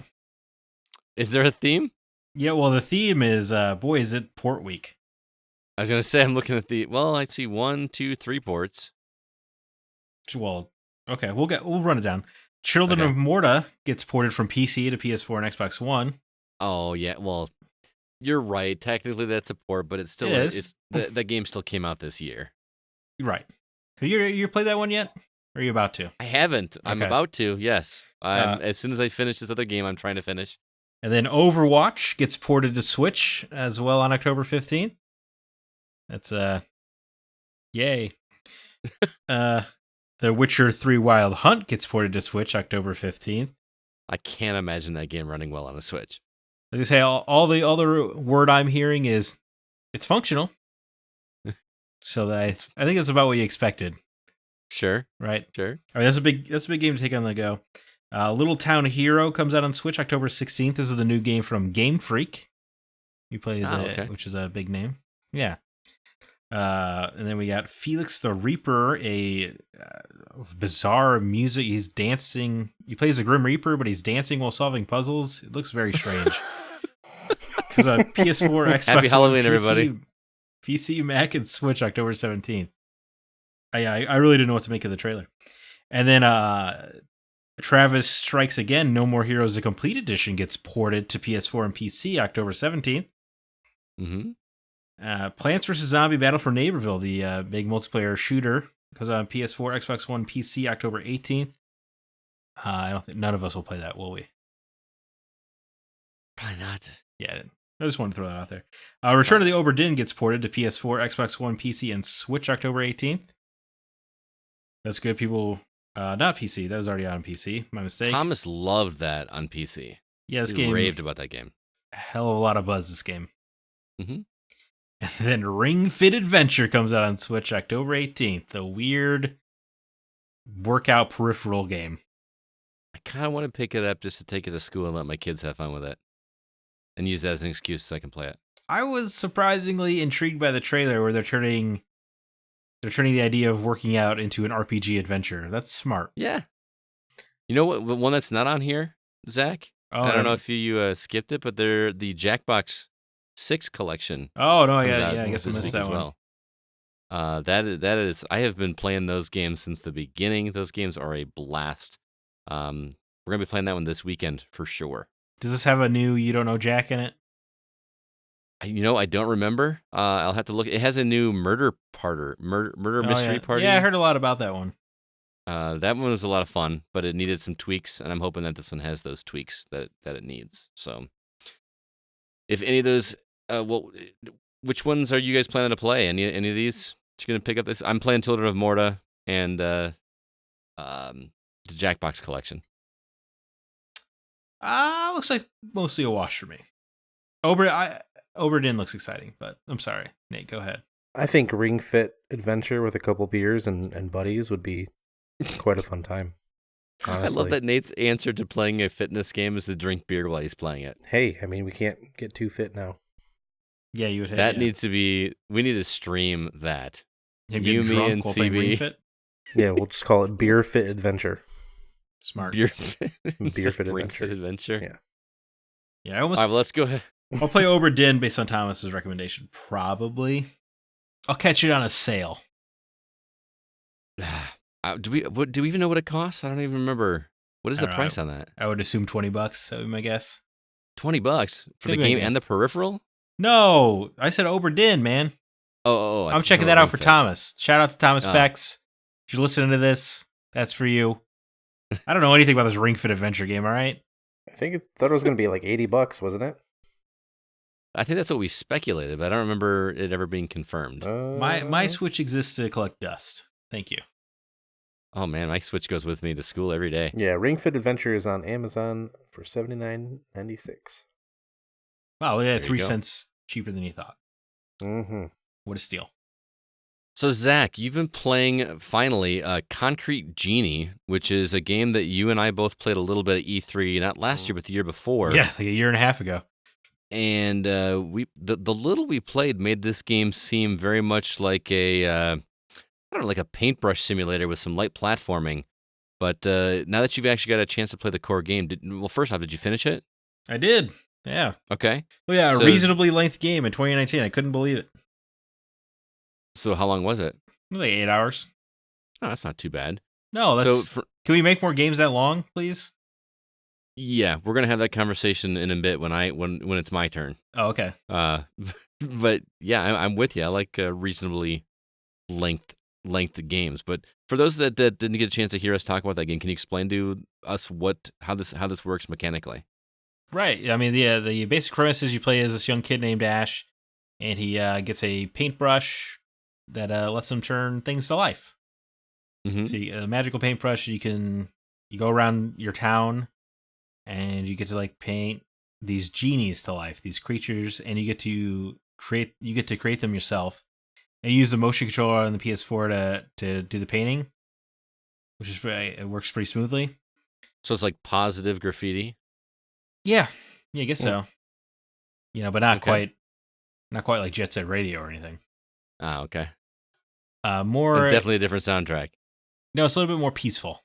Yeah. The word Zen kept coming to mind while I was playing it because it just kind of felt relaxing. Serene. Yeah, a little bit. Yeah, a little bit of serenity. You just go around town, you make your little creatures, your little genie buddies, and there's like a lot of life to them. But isn't your character like bullied or something? There's like these neighborhood kids that are. Yeah. I mean, Sure. yeah. The bullying stuff is like really on the nose and over the top, and it's like kind of ridiculous. Like, the kind of bullying that only exists in movies. Ah, okay. It's fine. Well, Doyle rules. In the first zone, you do have to worry about the bullies. They're on the lookout. But the thing that's different from the E3 demo we played is they don't really roam around. They just kind of stay in their little corner. Uh-huh. So as long as you don't bug them, they don't bug you really. So you can kind of zen out and just like paint the town red. What you're basically doing is the whole town looks like crap. They're like oil spills and vacated buildings and stuff, and it just kind of looks like a ghost town. So it's Super Mario Sunshine is what you're saying. It's not a terrible comparison, except of spraying water, you're painting stuff. And you get to, and there's a lot of, you find a wall that needs to be touched up, and you get to paint your own scene. And sometimes your genie buddy will make a little request. He'll be like, he'll request some stars, so you paint a little starry sky, but it's really nice. You can paint whatever you want. You can make little mountaintops if you want. I did a lot of like space, put moons and stars and stuff in the sky, suns in the sky, and it was really, I don't know, it's just really quaint and really nice. So is there any fail state, or do you just paint whatever and just move on? There's not really a fail state. I mean, you could fall in the water. That's about it. If you fall from too far a height, it just respawns you back to the platformer to a degree where I'm like, why is there even fall damage in this at all? Right. But no, there's not really a way to fail. It's not really about that. You're not really trying to overcome a challenge or an obstacle. You're just kind of relaxing with this paint and just taking your time, and it's relaxing to you get an image in your head and you get to bring it to life. You see a wall and you're like, oh, like a forest here would look really nice. You just kind of get into that the mindset of letting your imagination run wild. They give you a lot of options on how to draw stuff and different things you can draw. Is this objective based, or or what is the? So you go and you do this painting. What do you get from the painting other than the satisfaction? Like, are there like rewards for this, or? Right. The objective is you kind of have this free roaming town, I guess you could say, like a little hub world, and your objective is to, they give you like there are set walls you have to paint, and you get all of them, and you get to go to the next area. And there will be occasional light puzzle solving where you get your genie forward, and he might help move like a box or something out of the way to help your platforming out. Mm-hmm. But really, the majority of the gameplay is just kind of, they want you to bring, hit these 8 walls to life, and then you get to move on to the next area, and you keep doing that. And along the way, you're interacting. Those bullies will show up in cutscenes. You kind of learn more about them. Basically, it turns out, hey, all the bullies have terrible home lives. So what a plot twist! And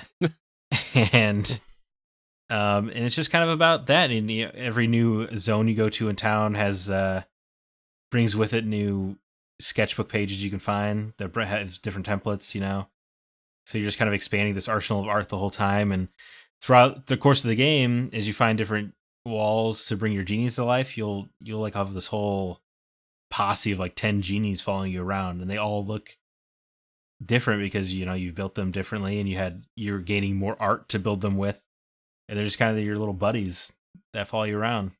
And it's kind of fun. You can I high five my genie, or you can play basketball with them, or you paint butterflies behind them and they might chase the butterflies because they're bored. Like, it's very cute and quaint for the majority of the game. And then after about 6 hours in, it turns into an action platformer, and it gains a combat mode out of nowhere. The game turns into incredibly tonally dark, like messed up stuff is happening, And for the final 2 hours, you're aggressively combating enemies, and you have this like mechanic where you have to tame these dark creatures, and it really takes a turn that was confusing as hell at first, but you kind of get on board.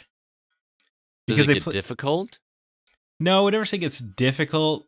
It's just kind of this like, you gain these cool powers, like you can skate on your paintbrush around town, which is super cool. But it only comes into play the last 2 hours, bizarrely. And I don't know, they play with your genies in an interesting way in the final act, and I don't want to give it away, but it does. It compels you to want to finish it, and I don't know. It's a really cool final act. It's like you kind of wish those mechanics had been into play earlier. I know the feeling. You're about Nice Quest me, and I am. It's not like I liked the beginning portions of the game. The majority of the game where you're just kind of painting and relaxing. It's just kind of a slow paced thing, but it was a little bit of like at the end, you're like, boy, you could have really made like a video game out of this. If you had introduced these mechanics earlier. But I mean, regardless, I like the game a lot anyway. It was just kind of like what a weird decision to have 2 hours of your game be completely different than the rest of it. Gutsy move, though. Do you recommend people check this one out? Oh yeah, no, there's no question. It's a $30 game. You get like 8 hours of content, and you could jump back into the town afterwards and bring more stuff to life, and just kind of play around with the paint if you want. There's cool. There's a collectibles to find, but I liked it a lot. I found it very charming, and it kind of reminded me like, hey, it's nice to let your imagination run wild every now and again. Very cool. Again, that game is called Concrete Genie, and it is a PS4 exclusive, but it is also available on PSVR, if I'm not mistaken. Yeah, it has a VR mode. I haven't checked it out. Yeah. Because I can't be bothered to pick up my helmet off the shelf. So, Scott, you've been playing a game called Killer Queen Black. Is that right? Oh, yeah, dude. Yeah, I've been looking forward to this one for a long time. You guys have heard me talk about the arcade game and the inevitable console version, and finally got a chance to play it this week. So what on earth is Killer Queen Black? Well, I've explained it on this show before. I'll be very, very brief, but it is an action platformer, but it's an arena with 4 players playing against 4 other players, and those players can be online or in person. And you've got 1 player on each team that is the queen, and 3 that are like the workers or the drones, whatever you want to call them. And there's 3 paths to victory. You can either kill the opposing queen 3 times, and only the queen can do that at the start. The workers can turn into warriors and also kill the queen. But that's just one way to win. Another way to win is with an economic victory, where these little berries that you have to pick up and bring back to your hive. If you fill all those up, you win. Or the third way to win is there's a little snail in the middle of the screen, and if one of the workers mounts that snail and he slowly carries that snail back to the base, and if that snail crosses the finish line, your team wins that match as well. And the fun part about that is there's no real strategy, because it really is based on how your opponent reacts to you. So if you're going to focus on one thing, your opponent's going to react, and it's just so much fun to play.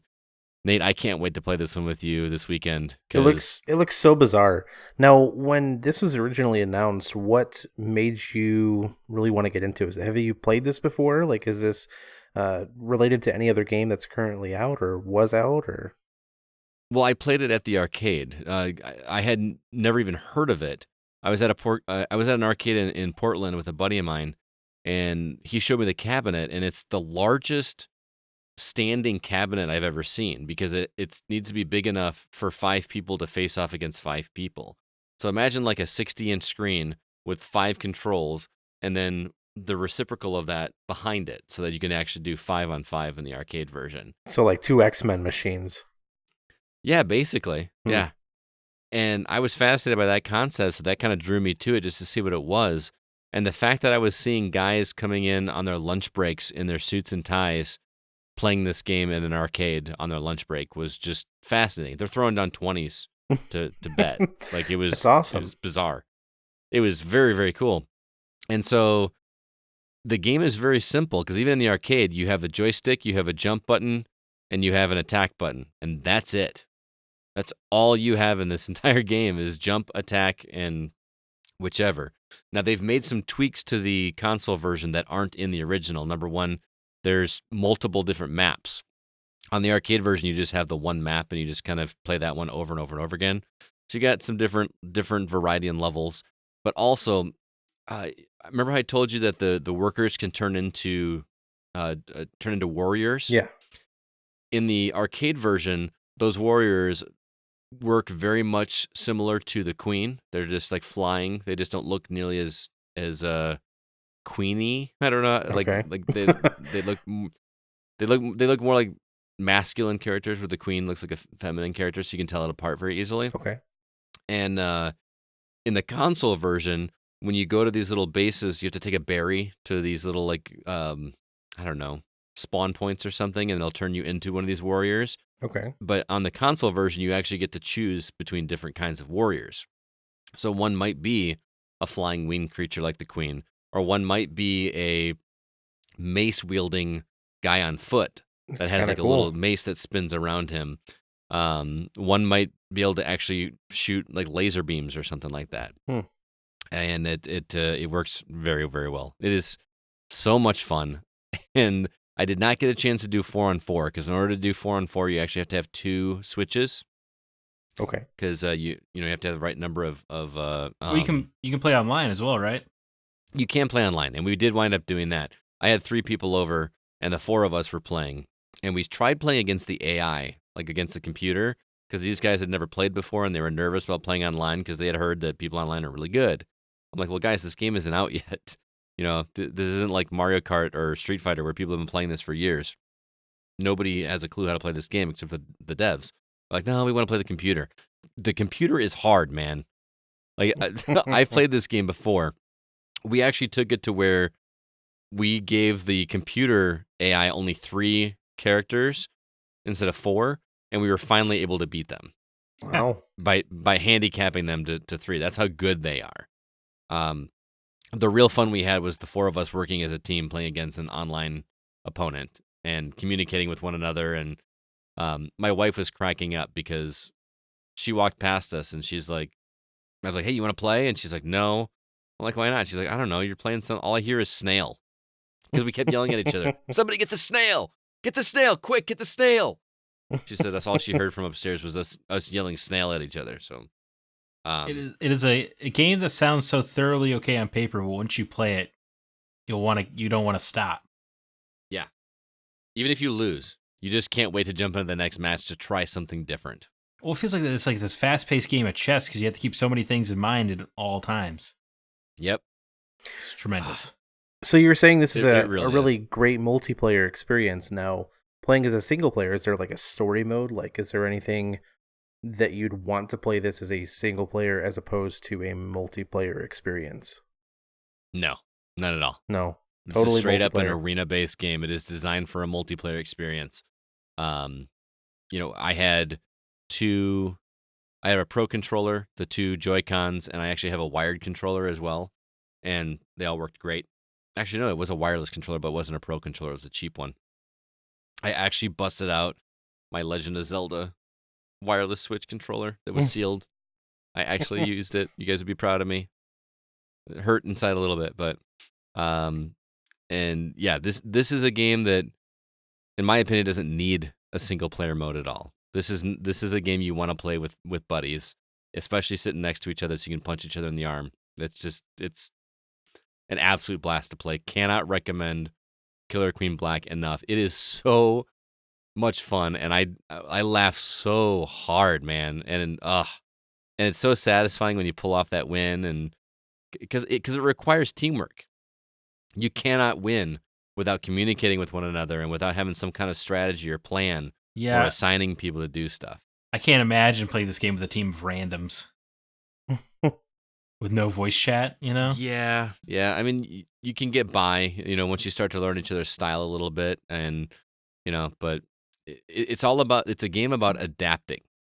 You're adapting to how the opponent is reacting to what you're doing, and you're reacting to what they are doing.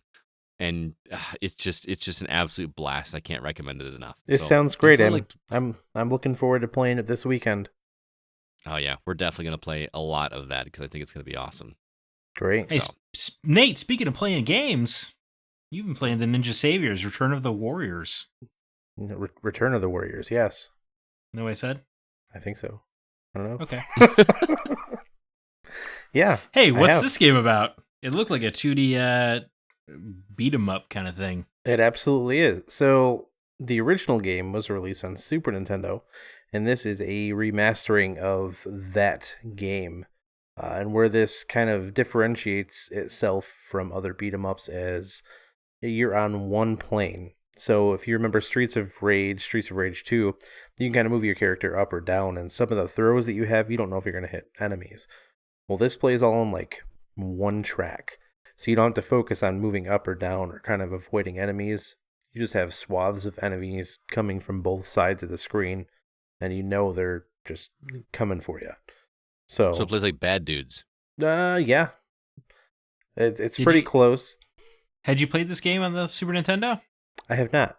Not. I had a buddy that owned a copy of it back when I was a wee lad, and never had a chance to play it. It looked cool, but it was also looked like one of those games that was really hard. Honestly, the gameplay technicality or the difficulty wasn't as difficult as I originally thought. Okay. But is this is this a game that's compelling enough to warrant a remake like this? I think it is, because if you look back, I mean, this is going to kind of appeal to collectors that are just trying to pick up copies of this game to play it. If you can find a copy, I think this one's a kind of expensive, ranging from like $60+ for a copy on Super Nintendo. That's if you can find it. But this is, I think it's $20, I think is what the price on it was. And it's easily accessible. It's remastered, and I think looking back on the original copy on Super Nintendo, looked up a couple of reviews or a couple videos on how the original played, and they've definitely done a lot as far as like smoothing the way the actual game plays itself. The sound is much better. There's a couple different filters and modes. You can actually turn blood color on to red, because the original was censored in the US. Well, so 'twas the era. Yeah, so I mean, I think that there is a definite market for this game, especially those that want to have like a nostalgic feel, and especially for those that like the original. I think this is a great remaster of the original. So, is it fun? The combat? You like the combat in this one? I did. So it's not as hard as other beat 'em ups. I will say that first and foremost, but I think it has enough content in there to keep you interested. And for people that maybe are new to beat 'em ups, this might be a good entry point into that style of game too, because it's not nearly as hard as some of the other ones. I mean, a lot of beat 'em ups are just mean, so that's nice to hear. And you do, and what They're this quarter munchers. Yeah, pretty much. What's cool about this too is there's an actual online leaderboard. So say you're really good at it, cool, play through it really fast, and you have a time section where you're competing against other people actively on this leaderboard for times while you're playing through certain sections of the game, which is really cool. I do like that. That's a nice feature. They did not have to add that. It's like a shout out to kind of like an arcade type of feel, like actually having other people that you're like, oh, I gotta beat his time. I guarantee I can do it faster. And yeah, each character has its own special ability, so yeah, I think it's pretty cool. Yes. It definitely screams 90s. Yes. Oh yeah. The soundtracks kick in. It's definitely got that chiptune Sega Genesis type feel to it. Yeah, I liked it. It was fantastic. There's a couple different characters that you unlock playing through the first time, and then you can unlock different like music modes. There are different tunes that they have to accompany the game. So when you go play through it, second, third, however many times you're going to play through it, there's a different audio track to listen to, which I thought was a pretty cool addition. Well, I mean, it sounds like you're recommending this one. Yeah, it was great for the price point. I think it's a great jumping off point for people that want to get into the genre. It's a little flat. Some of the more popular titles right now in beat 'em ups, this is it's kind of lacking a few features that I think could have helped it. It didn't really change much to the original. Like some of the backgrounds weren't enhanced. I mean, they did enhance like the way the edges look, but they didn't add anything to it. And I think if they had added a little bit more going on in the background, make it more interesting in the background, I think it would have been better in that aspect. But by no means is this a bad game. It sounds like a nice way to get a hold of a relatively niche Super Nintendo game. Yeah. Or a great starter for people to get into. The beat 'em up fans to be. Mm-hmm. Absolutely. Well, that was the Ninja Saviors Return of the Warriors on Switch. Scott. Yes, sir. You've been playing A Knight's Quest on Xbox One. I sure have, man. How much like Zelda is this? Quite a bit, man. That was actually a big selling point for me when I saw this trailer. Is it looked and felt vibrant like an Ocarina of Time, which is what I wanted. I wanted a new Ocarina of Time. Your main character has a sword and shield. You know, the shield strapped on his back. There's a lot of Zelda stuff going on here. There's weapons that you pick up that give you access to new areas or need to be used for bosses. It's you can tell that the developers here were fans of that series for sure. Right, but it has wall running, so that's cool. It does. I thought of you when I saw that because it made me think of Prince of Persia, and I'm like, man, Zack's gonna want to play this game. That warms my heart. That wall running makes you think of me. And there's also quite a bit more platforming in A Knight's Quest than there was in Zelda. Granted, there was some in like Ocarina of Time, but you never had to press a button to jump. Link always jumped himself, if you remember. Right. This has a little bit more precise jumping, and thankfully it's very well done. Like you never feel like you're hindered. Like if you miss, it's because you didn't gauge the jump correctly. So the controls are very tight. I'm very pleased with how well it works in that regard. Does it have the Z targeting based combat kind of deal? It does. I played it on Xbox One, and the Z targeting is actually on the LB button, which is weird because I hear Z targeting and I think like I'm gonna do a trigger with my left pointer finger because that's how I played it on the 64 controller, but you don't use it nearly as often as you do in like a game like Zelda. There's a mechanic in this game where there are 3 different elements that you get based on these weapons that you acquire, which is kind of the basis of the story. And there's a green one which is wind, there is an orange one which is fire, and there's a blue one which is ice. And the only time you ever really need to use the Z targeting is when you come across an enemy that has like a shield around it, and the shield is one of those 3 colors. So you basically have to equip that magic ability of that color and hit them once with it to break their shield, and now they're vulnerable. And it's just much easier to hit them with that if you have this quote unquote Z targeting on. But that's really the only time you really have to use it. Are there?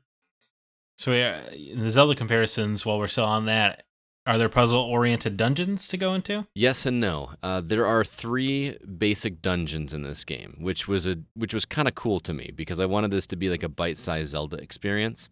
So, and let me answer that by kind of giving you a rundown of how the story works. You play as this character named Rusty, who is in this fantasy/medieval world, which feels like it's old school. You know, it's got magic and knights and all this kind of stuff, but all the dialogue is completely 80s. I don't like it's very modern and like hip, and they're cracking jokes at one another. There's some poop humor now and then. There's literally a collectible that is a pile of like poop emoji. So was it Breath of the Wild? Was there poop emojis in Breath of the Wild? I don't remember that. If you got all the Korok seeds, if you got all the Korok seeds, yeah. Oh. You got a turd. You get the golden poop. Oh, nice. See, that's why I didn't bother. But you made the correct choice. Yeah. So Rusty comes across this crystal when he's off adventuring, and as young boys do, they mess with the crystal, and it unleashes some kind of unknown power, and he wakes up in town and doesn't know what happened, and after some investigating, it turns out that he unleashed some kind of being that has been sealed away by by these 3 spirits. Stop me if you've heard this. It sounds very much like Link to the Past, right? So your task is to go and you're commissioned by the mayor, who is Rusty's father, as you learn after the first one, to go recruit these spirit people, these spirit beings. Excuse me, spirit guardians is what they call them, to get their weapons and then go fight off whatever this power is, because this crystal has made this purple thing in the sky. So it's your standard Zelda-ish story. You know, if you're gonna go for that full-on thing here, and it sounds like I'm knocking the game. This game, when I started, I was just delighted with what I was playing. You've got Zelda mechanics. You've got added wall running. You've got the Z targeting. You've got this elemental piece going on to it. There's this rail grinding system. You get these boots that allow you to come across these rails, and it just makes traversing a lot of fun. It's very easy. You're doing nothing but selling me on this game right now. Yeah, it's you definitely would like this game, Zach. And there's a very specific reason why I'm going to get to it, but I'm hanging on to it for just a minute, because I loved this game at the beginning, but I've got some issues with it, because this is a game that totally and 100% does not respect your time.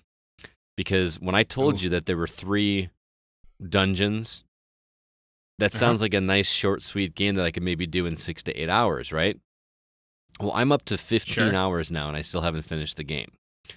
So what this game does is, this is my biggest pet peeve. I can't believe that this conscious decision was made in this game. You come across these clusters of crystals, okay, that are clearly some kind of warp device, because believe it or not, this game is huge. Imagine like an Ocarina of Time if Ocarina only had 3 of its dungeons, with the big Hyrule field. Okay. And it's for a $25 game and for an indie title, this is a rather sizable game. It will take you a good 20 minutes to walk across the entire world if you went from one end to the other. So you come across these warp crystals, and when you touch them, nothing happens. It actually says on the screen, you touched it, but nothing happens. And I'm like, am I missing something? So I went back to the town, and I'm scouring, trying to talk to everybody in the town to figure out how to use these warp crystals, because I don't want to hoof it to go to all these places, right? Could not figure it out. So I went to do all 3 of these dungeons, and I say dungeons loosely because the second one is like 3 trials that you have to complete. One's combat, one's wits, one's speed or agility. It's like the quick interjection. Yeah. Do they have puzzles in these dungeons? In the first one, they do. Yes. In the first one, it's relatively simple. It feels like a first dungeon of a Zelda game, like it's kind of teaching you the ropes. The second one, like I said, has the 3 trials. The third one has a dungeon as well that's puzzles, and they're very decently constructed. Those to me were the most fun of this game, was doing those dungeons, because that's what Zelda is. Now back to your anger. The anger comes with the getting from A to B, because you have to hoof it from the main town to, like, the first dungeon is a forest. And you go there, and then you have to hoof it back to be able to start your next quest to get to the desert one. And then you have to hoof it back from the desert. And then from there, you have to hoof it to the snow portion and do that dungeon and come back. And I did that, and it was a pain in the butt. And I kept coming past these crystals that I'm like, why can't I just use these crystals to warp? It would just be so much easier than me having to do it. Because unlike, say, a Zelda game, when you manipulate something in the environment in this game, as soon as you come to another screen, where it does the loading screen, and if you were to come back, everything resets. So any of the rails that you unfroze, any of the boulders that you melted, or anything like that, all go back to the beginning. All the enemies are back, and you have to do it all over again. And it's maddening to me. Wait, this is every time you go back to town, you said? Yeah. Well, why? Well, and that's the thing. That's not even the part I'm getting to. So I finished all 3 of these dungeons, right? Which were a lot of fun. It was a little frustrating trying to figure out how to get to the dungeons, because the map markers don't work all the time. Sometimes my map marker was just gone. And you know how most map markers, they'll do like, if you're getting closer to it, it gets bigger. Or if you're getting further away from it, it gets smaller. This one is just a big giant yellow thing all the time.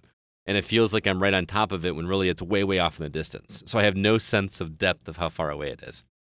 That's not the worst part. But the worst part is I beat all 3 of these dungeons and I came back and I have this dream sequence where I meet the big bad guy of the game. And I'm like, all right, I'm here towards the end of the game. I met all the guardians. They gave me their weapons. And these weapons are able to help me unlock other areas of the maps and all this and that. I get back and I face against this baddie and I wake up from a dream. And I'm like, what? Wait a minute. I thought I was going to go fight this guy. No, I wake up in a dream and this little sidekick girl, her name is Valley. She tells me, oh, so turns out that those guardians that you got their weapons, you have to get another thing from those guys. And you have to go back to where they are and speak to these spirit guardians and get them to give you the, version 2.0 of their ability. I'm like, seriously? So I had to hoof it back again. Still can't use the warp crystals at all. Went back to the forest, went back to the desert, went back to the snow level.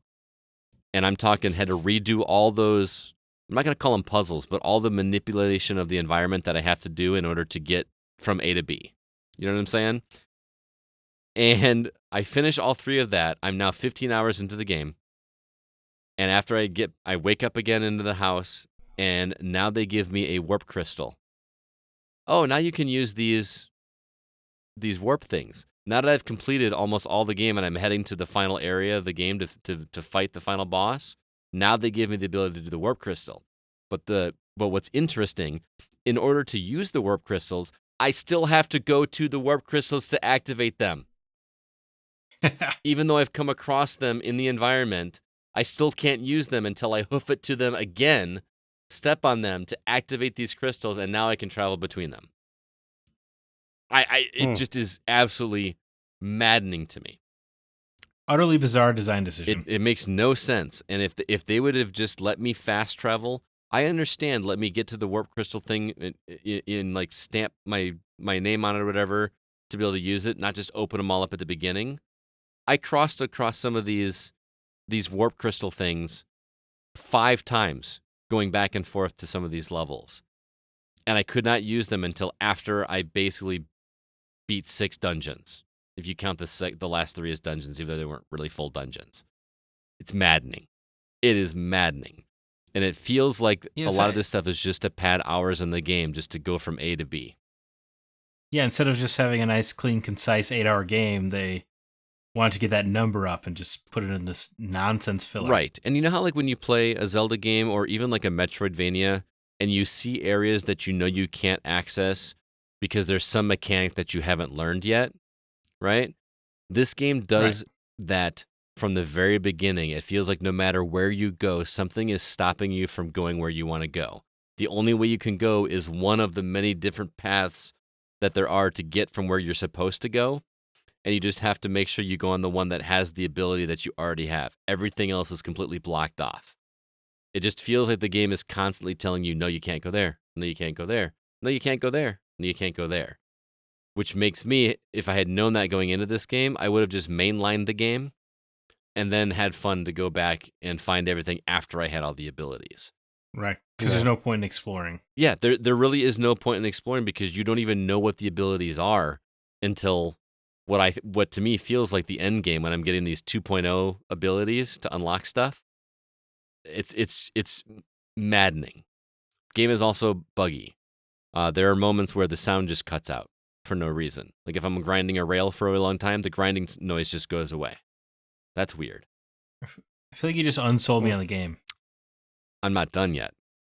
Today I had a realization as I was playing it because when I saw the trailer, I was like, man, that looks like Ocarina of Time. I'm playing it, and I'm playing it, and I'm playing it. I'm like, I'm just not getting the Ocarina of Time vibe.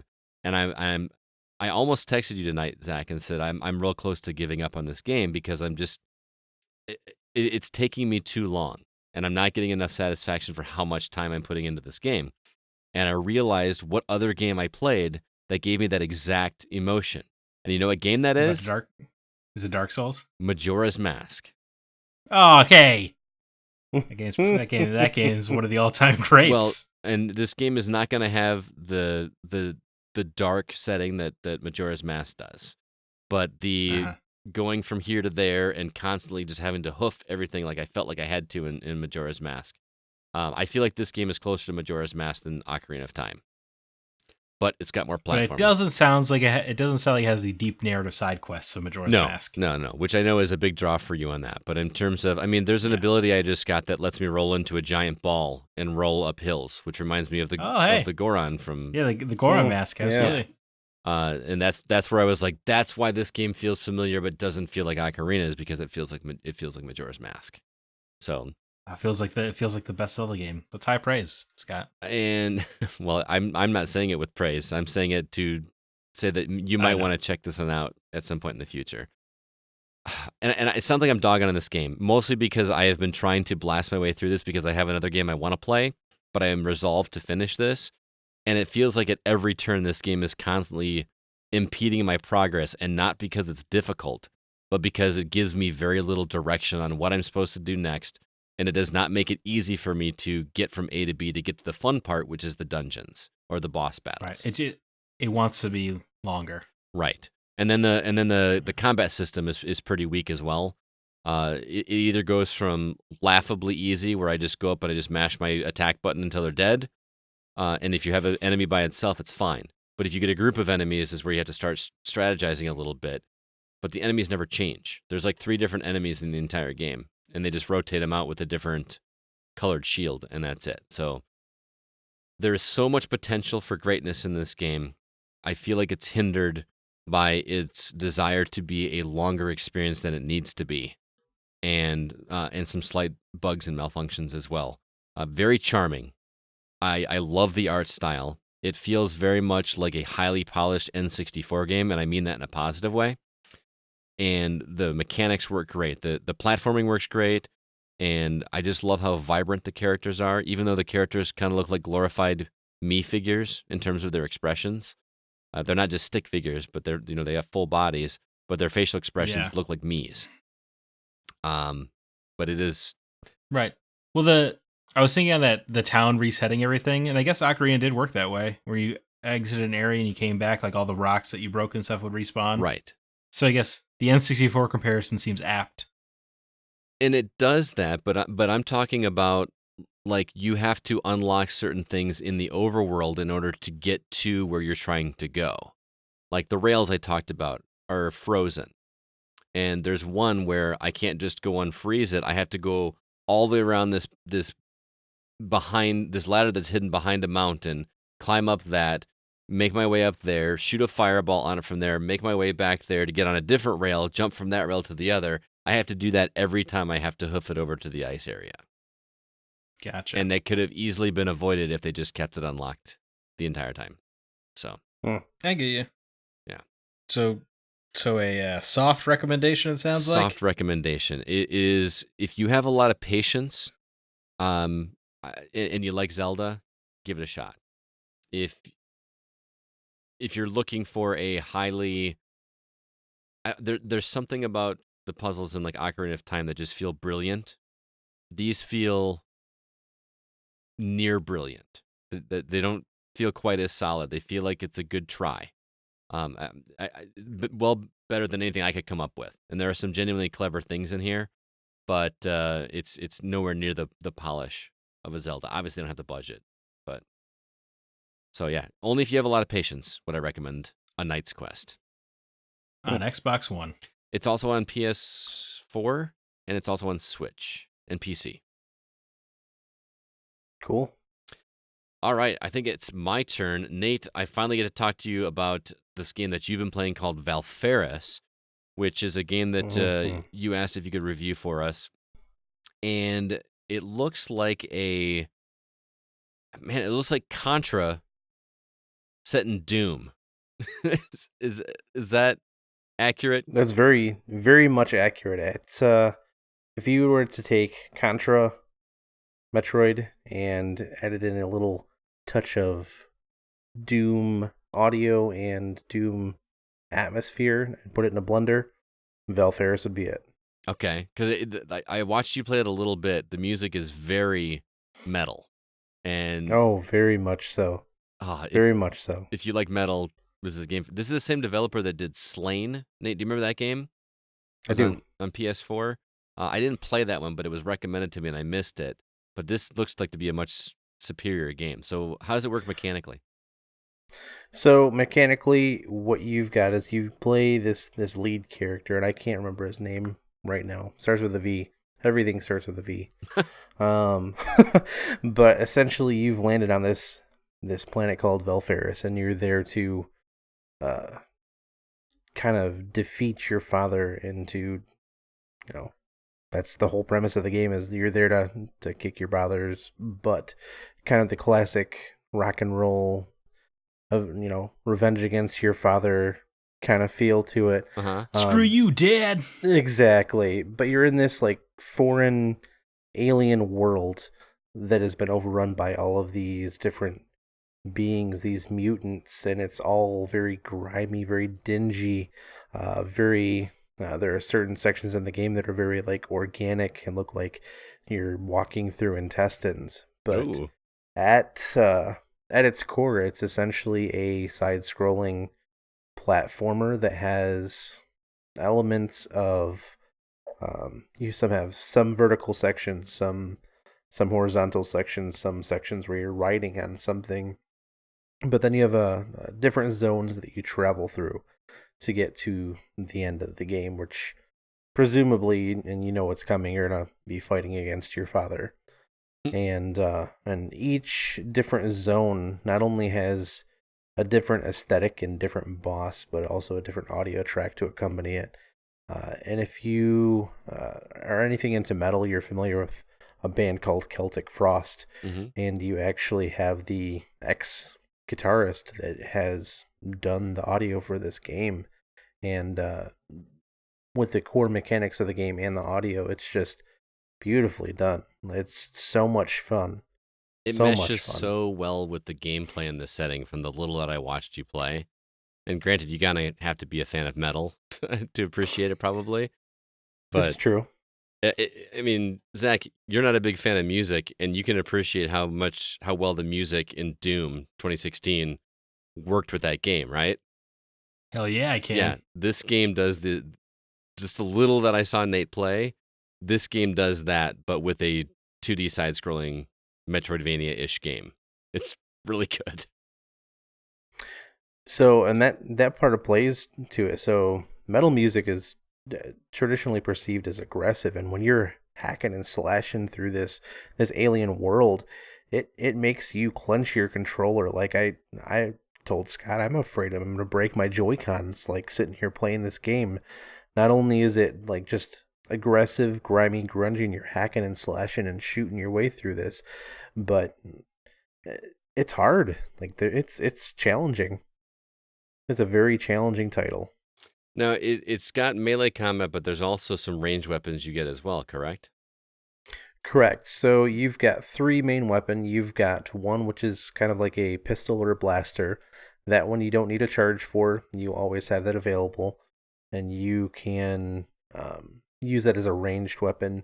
Sometimes they give you an option. So like you have a whole selection of pistols, a selection of like regular attack weapons. So you've got a shotgun or a missile launcher or a machine gun. And then you've got a melee weapon, which can range from a slimy tentacle to a plasma flaming sword. It's just very grandiose as far as the selection of weapons, and each does something different. So some of the pistols, it's like a closer range pistol, but it's more powerful.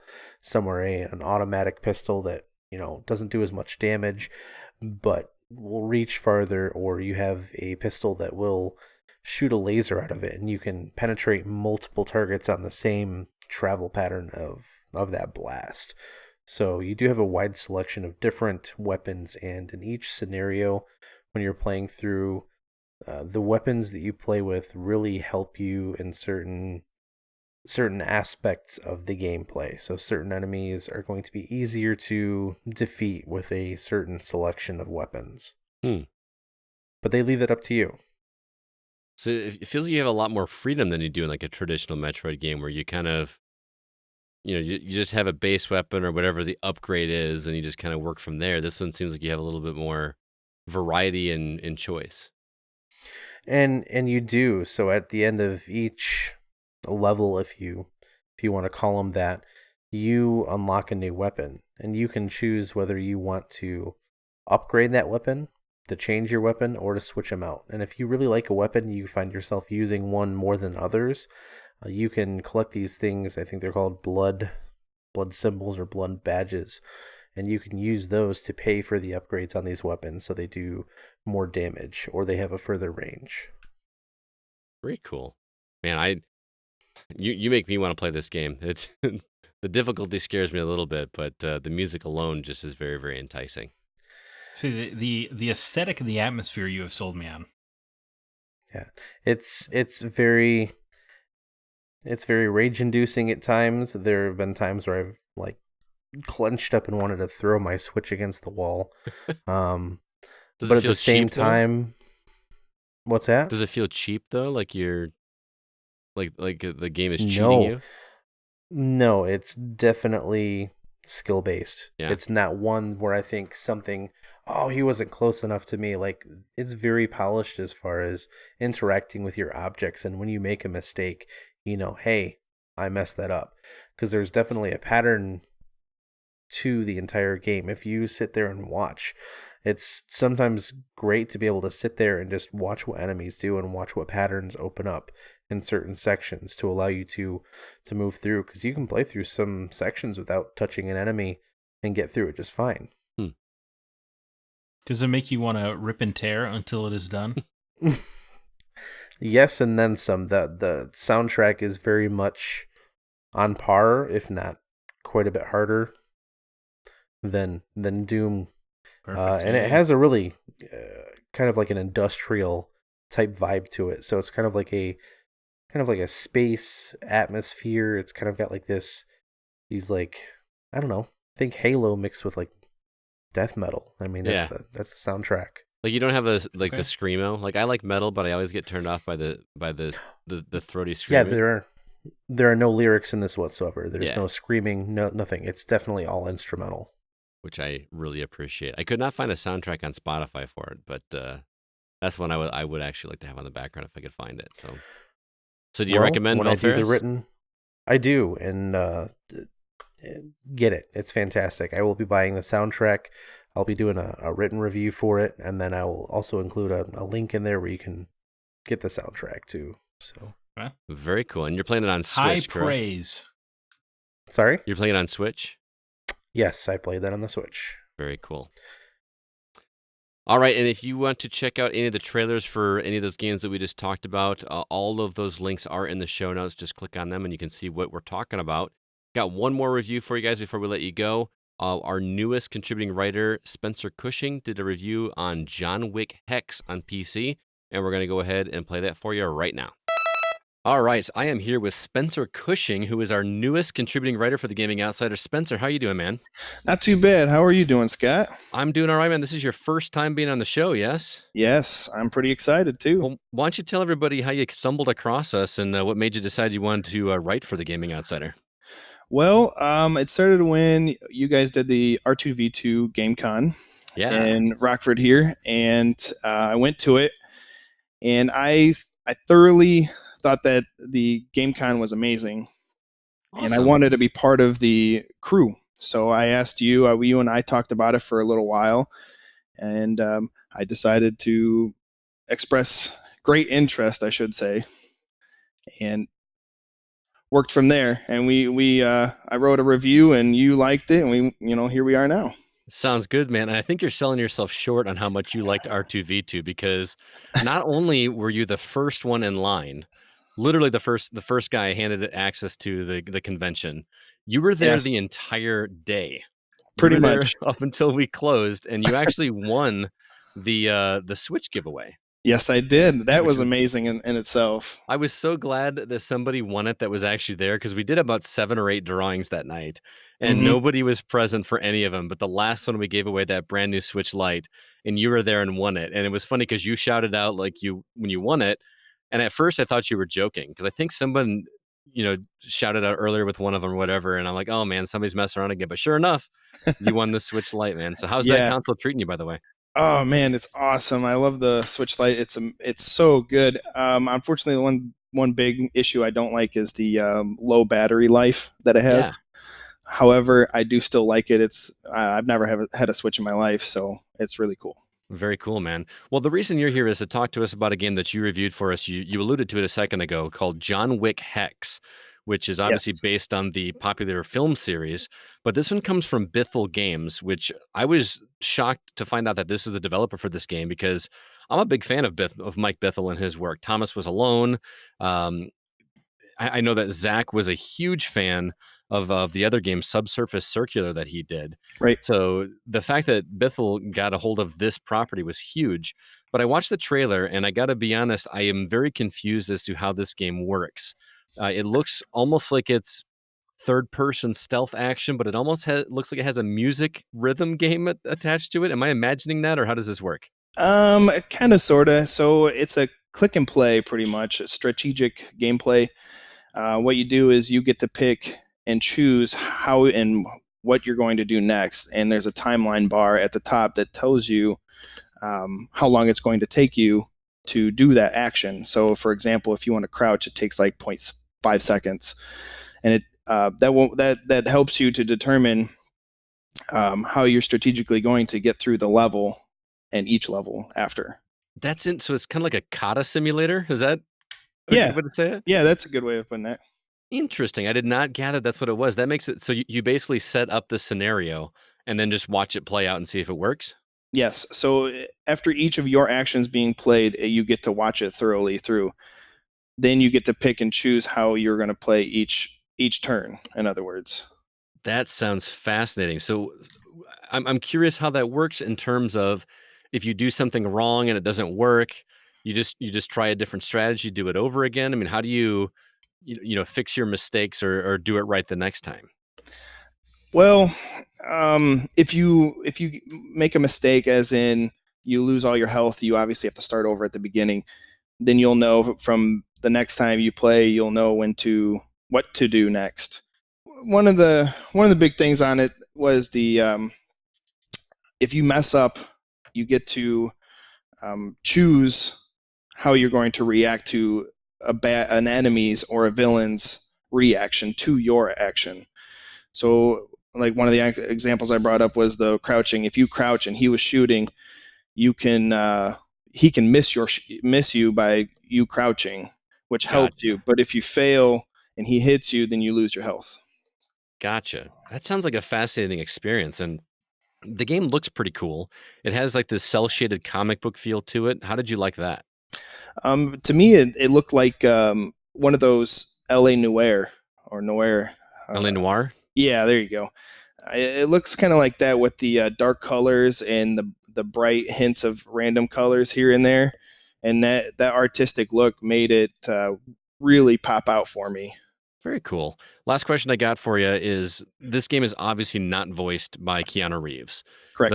The voice I heard in the trailer didn't sound anything like Keanu Reeves, actually. It almost sounded like a completely different character. Do you feel like that took away at all from the game, since you know the character so well from the films, or was the voice acting fine? Voice acting was pretty good for me. I know that they took John Wick's voice and made it digital. However, it did not take away from the gameplay for me, because in the movies, if you watch the movies, he doesn't talk very much, anyways. That's true. So, but he did. Bithell Games and Good Shepherd Entertainment brought in Ian McShane, who plays Winston, the owner of the Continental Hotel, and Mhm. also brought in Lance Reddick, who is the Continental lobbyist.